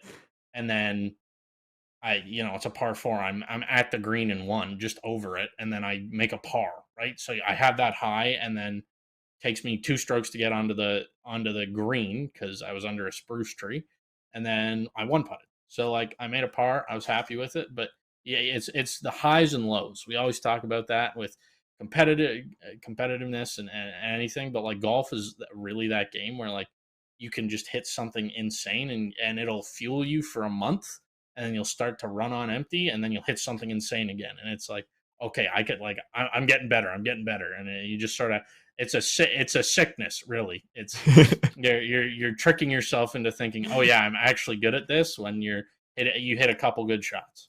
But yeah, no, golf's always a good time. It's a great way to bond with your friends. If you got 3.5 hours to kill, go play 18. I mean, it is a long game and it's a little bit of a patient game, but there is some other things that take some patience too. CJ, what do you do on your spare time? Yeah, I'm a chatty guy, you know what I mean? So I'm really going to try and rein myself in here, or we're going to run this report another 3 hours. So my pastime is choice. And you know what? I'm going to preface everything here. I'm going fishing. I'm not going to a beauty pageant. So at times I may choose my homeless wardrobe over my going out wardrobe, but we're not going to talk about that. So we're going to go through a variety of different fish here before I just give you all a general chit chat. So like I've been fishing probably since I was 3 years old. My dad's a busy guy, works hard for the family. And like, this was the one thing, after a long week working hard, I can sit down and fish with my kids. Might not want to run around and throw a football, but this was something we were always able to consistently do. And I've always, honestly, for all of time, fished pretty regularly. To this day, I fish pretty regularly. And it's just, I've got all my friends fishing because it's one of those things where it's like there's a different type of fishing for everybody. If you want to go sit down, have a few beers or a joint, whatever floats your boat by the river edge, throw a worm in and wait, you can. Or like this bass in the picture, if you want to go to a clear body of water and be like, what type of color lures should I use? Are they hitting top water, mid-level? Should I be working off the bottom? Should I be using something reflective? Like there's fishing and then there's fishing. And I'm a big fan of both of them, to be honest. Like Nightflash says, growing up, I always said, you're a golfer or you're a fisher. Everybody's got one, but it's hard to do both because you know what? I do dabble in golf. I just feel like it's a good professional skill to make my way in the world one day. And some boss goes, hey, you want to go fishing? I mean, fishing, you see, you want to go golfing? And I'd be like, who? What? Never done that before. So, I wanted to get that baseline experience in. And then fishing, I'll have to hit my boss back and say, let's get out, do some fishing. Because what wouldn't be known about me in Fuel Nation is I love being outside. I'd much rather be outside and inside. Like I'm a big unplugged sort of person. I like me a good fishing. I love Alex's reaction to these statements. Yeah, no, I love a good hike. I love a good fishing, I love rolling up or acquiring a legal joint and just going on a nice 3 to 5 hour walk, bring the fishing rod with you, find a nice spot. It's just good to tune out, relax every once in a while. Being a caster, a student, an employee elsewhere, it's kind of hard and you're always inside or you're in a room with no windows or I'm always staring at a screen. But it's just nice to, take that time to unplug, settle back and relax. And I'm sure you can agree with that, Kieran, with golfing. Yeah, golfing is it's amazing. Now I briefly have to talk about how passionate you are about fishing. Because this guy, we were supposed to have a fuel report meeting. I think it was last week that you went fishing? Yeah. We were supposed to have a fuel report meeting, and we usually have our meetings like the day before or the day of. So we were trying to have it on the Friday at around 10. And CJ goes, sorry, I'm fishing. The earliest, we'd have to do it earlier. And we're like, why can't we do it later? And he's like, well, I'm leaving at 5. And I'm like, all right, you're already fishing for 5 hours. Like, what do you mean? And he's like, yeah, when I go fishing, I'm 5 p.m. to 5 a.m. And I'm like, what? You just sit by a river for 12 hours or cruise on a boat for 12 hours? Don't get me wrong. It sounds like a lovely way to spend an afternoon or an evening. 12 hours. Okay, hear me out. Hear me out. Now, you got to understand. So first off, I like to roll with 6 or 7 fishing rods because then I don't have to tear down, reset up at all times. So I can show up to a body of water and be like, could be bass, could be walleye. And I'm going to walk up and down the streams for a while, maybe 2 to 4 hours. And I'm going to be working some movement, some action baits. You know what I mean? I'm going to be checking the water color, the water temperature. I'm looking for flies, that top action. And I'm being active. I'm hiking around, enjoying the outdoors. And once it gets to later evening, at that point, I'm going to dig a hole. I love to, dig a deep hole, because I can bury it after. No mess. I'm big on that when I go fishing as well. You want to leave a place as you found it. But I love to dig a pit, and you can either catch and cook right there. You bring some sausages with you, and once you get that pit set, you get a rod out there, and then you sort of transition to that sit, enjoy your evening. You can have a drink, you can have a smoke, have some buddies there. You cook up some food in the grill, sit by the fire, and you clip these bells to your rods, and you hear a little jingle, jingle, and the fishing kind of goes from the main show to a side show. Once you get into the evenings, you can just crack a beer, have a good time with your buddies, do whatever. You hear the bell jingle, and boom, all of a sudden you're fishing again. And it's just, I when I was younger, it was actually used to terrify me. When I was a little kid, 5, 6, you're there overnight, you hear the coyotes howl, and it's dark, you can't see anything. But as I get older, honestly, I love my video games. I love a good, LAN. Everybody brings a screen over. We have a good rip overnight. It's a lot of fun. But ultimately, there is no more fun I could have than just, I'm not joking. I could arrive at a river at 5 a.m. I could fish there all day. I could stay overnight till the next 5 a.m. Go, heck, the bite's still on. Go into that morning and pack up and go get lunch somewhere like a Denny's or an Arby's, refuel, and then probably go home and take a nap. But for me, it's like once I get going, it's hard to stop. Honestly, CJ, I gotta say, when I first met you, well, it wasn't like when I first met you. It was more like kind of like the earlier sort of stages, like when we were actually getting to know each other. I remember we were kind of sitting what could we kind of do in our spare time? And for me, I'm like, I might want to go play Destiny. I might want to go play God of War, or I might just go kind of go take a hike, because I just that is kind of my side thing to do, is hiking and going around and traveling. And CJ looks straight at me and goes, "Want to go fishing?" I was like, "What?" I would have never expected you to be like, "Let's go fishing." I get that so often. Every time I mention someone that I go fishing, they're like, "You fish?" And I'm like, yeah. And I mean, no, I don't hunky-dory, let me go down to Walmart and give it a go with some worms. No, I'm fishing. You're no. in it. Yeah, no, I'm in it. I've done tournaments and stuff. I'm in it. But it's just great time. Like hiking. I love the outdoors, honestly. For me, I'm not from the city. I'm not from London. I'm from Grimsby. It's in the Niagara region. I'm up on the escarpment we have there. It's wine country. It's just the fresh air does it for me. It keeps you refreshed and good to go. You got to love it. Yeah. Yeah. Anyways, I think that is going to do it for the boys' adventures. I'm sure we could all sit here for another 2 hours apiece and talk about what we like to do in our spare time, but it's not. It is our podcast, but it's about the fuel. So we just thought we'd give you a quick little glimpse into our personal lives. If you want to learn more, feel free to shoot any of us a DM. Sure, if you DM CJ and was like, "Yo, I got a cottage. You want to go fishing?" He'd hop on that. DM me, "Yo, I'm a member here. We can get on the course." I'll hop on that. You DM Mints, "Yo, I've got plane tickets to Belgium." He'll hop on that. Boy, you want to talk about getting plane tickets and hopping on a plane? Do I have a story for another day of the Fuel Report? I think I've heard this actually, and it's a good one. But for another time, I've been Nightflash. I've been joined by Mins and CJ. Briefly, I am just going to quickly shout out the R6 stream is happening Tuesday at 8 p.m. So be sure to watch that. Cheer the boys on in the semis. Hopefully they can continue their undefeated record this season. Thank you to our producer, Apollo. Thank you to Mins and CJ for joining us. And thank you guys for joining us, too. You guys make this possible. You guys are all great. And yeah, we'll see you guys later. Whoa, you got to congrats CSGO on the way out, yes. Congratulations, CSGO. Completely forgot. Got you guys next week. Not that you guys are forgetful. I knew you guys were going to win. It was in the back pocket. So I've been congratulating you for the past 6 weeks in my head.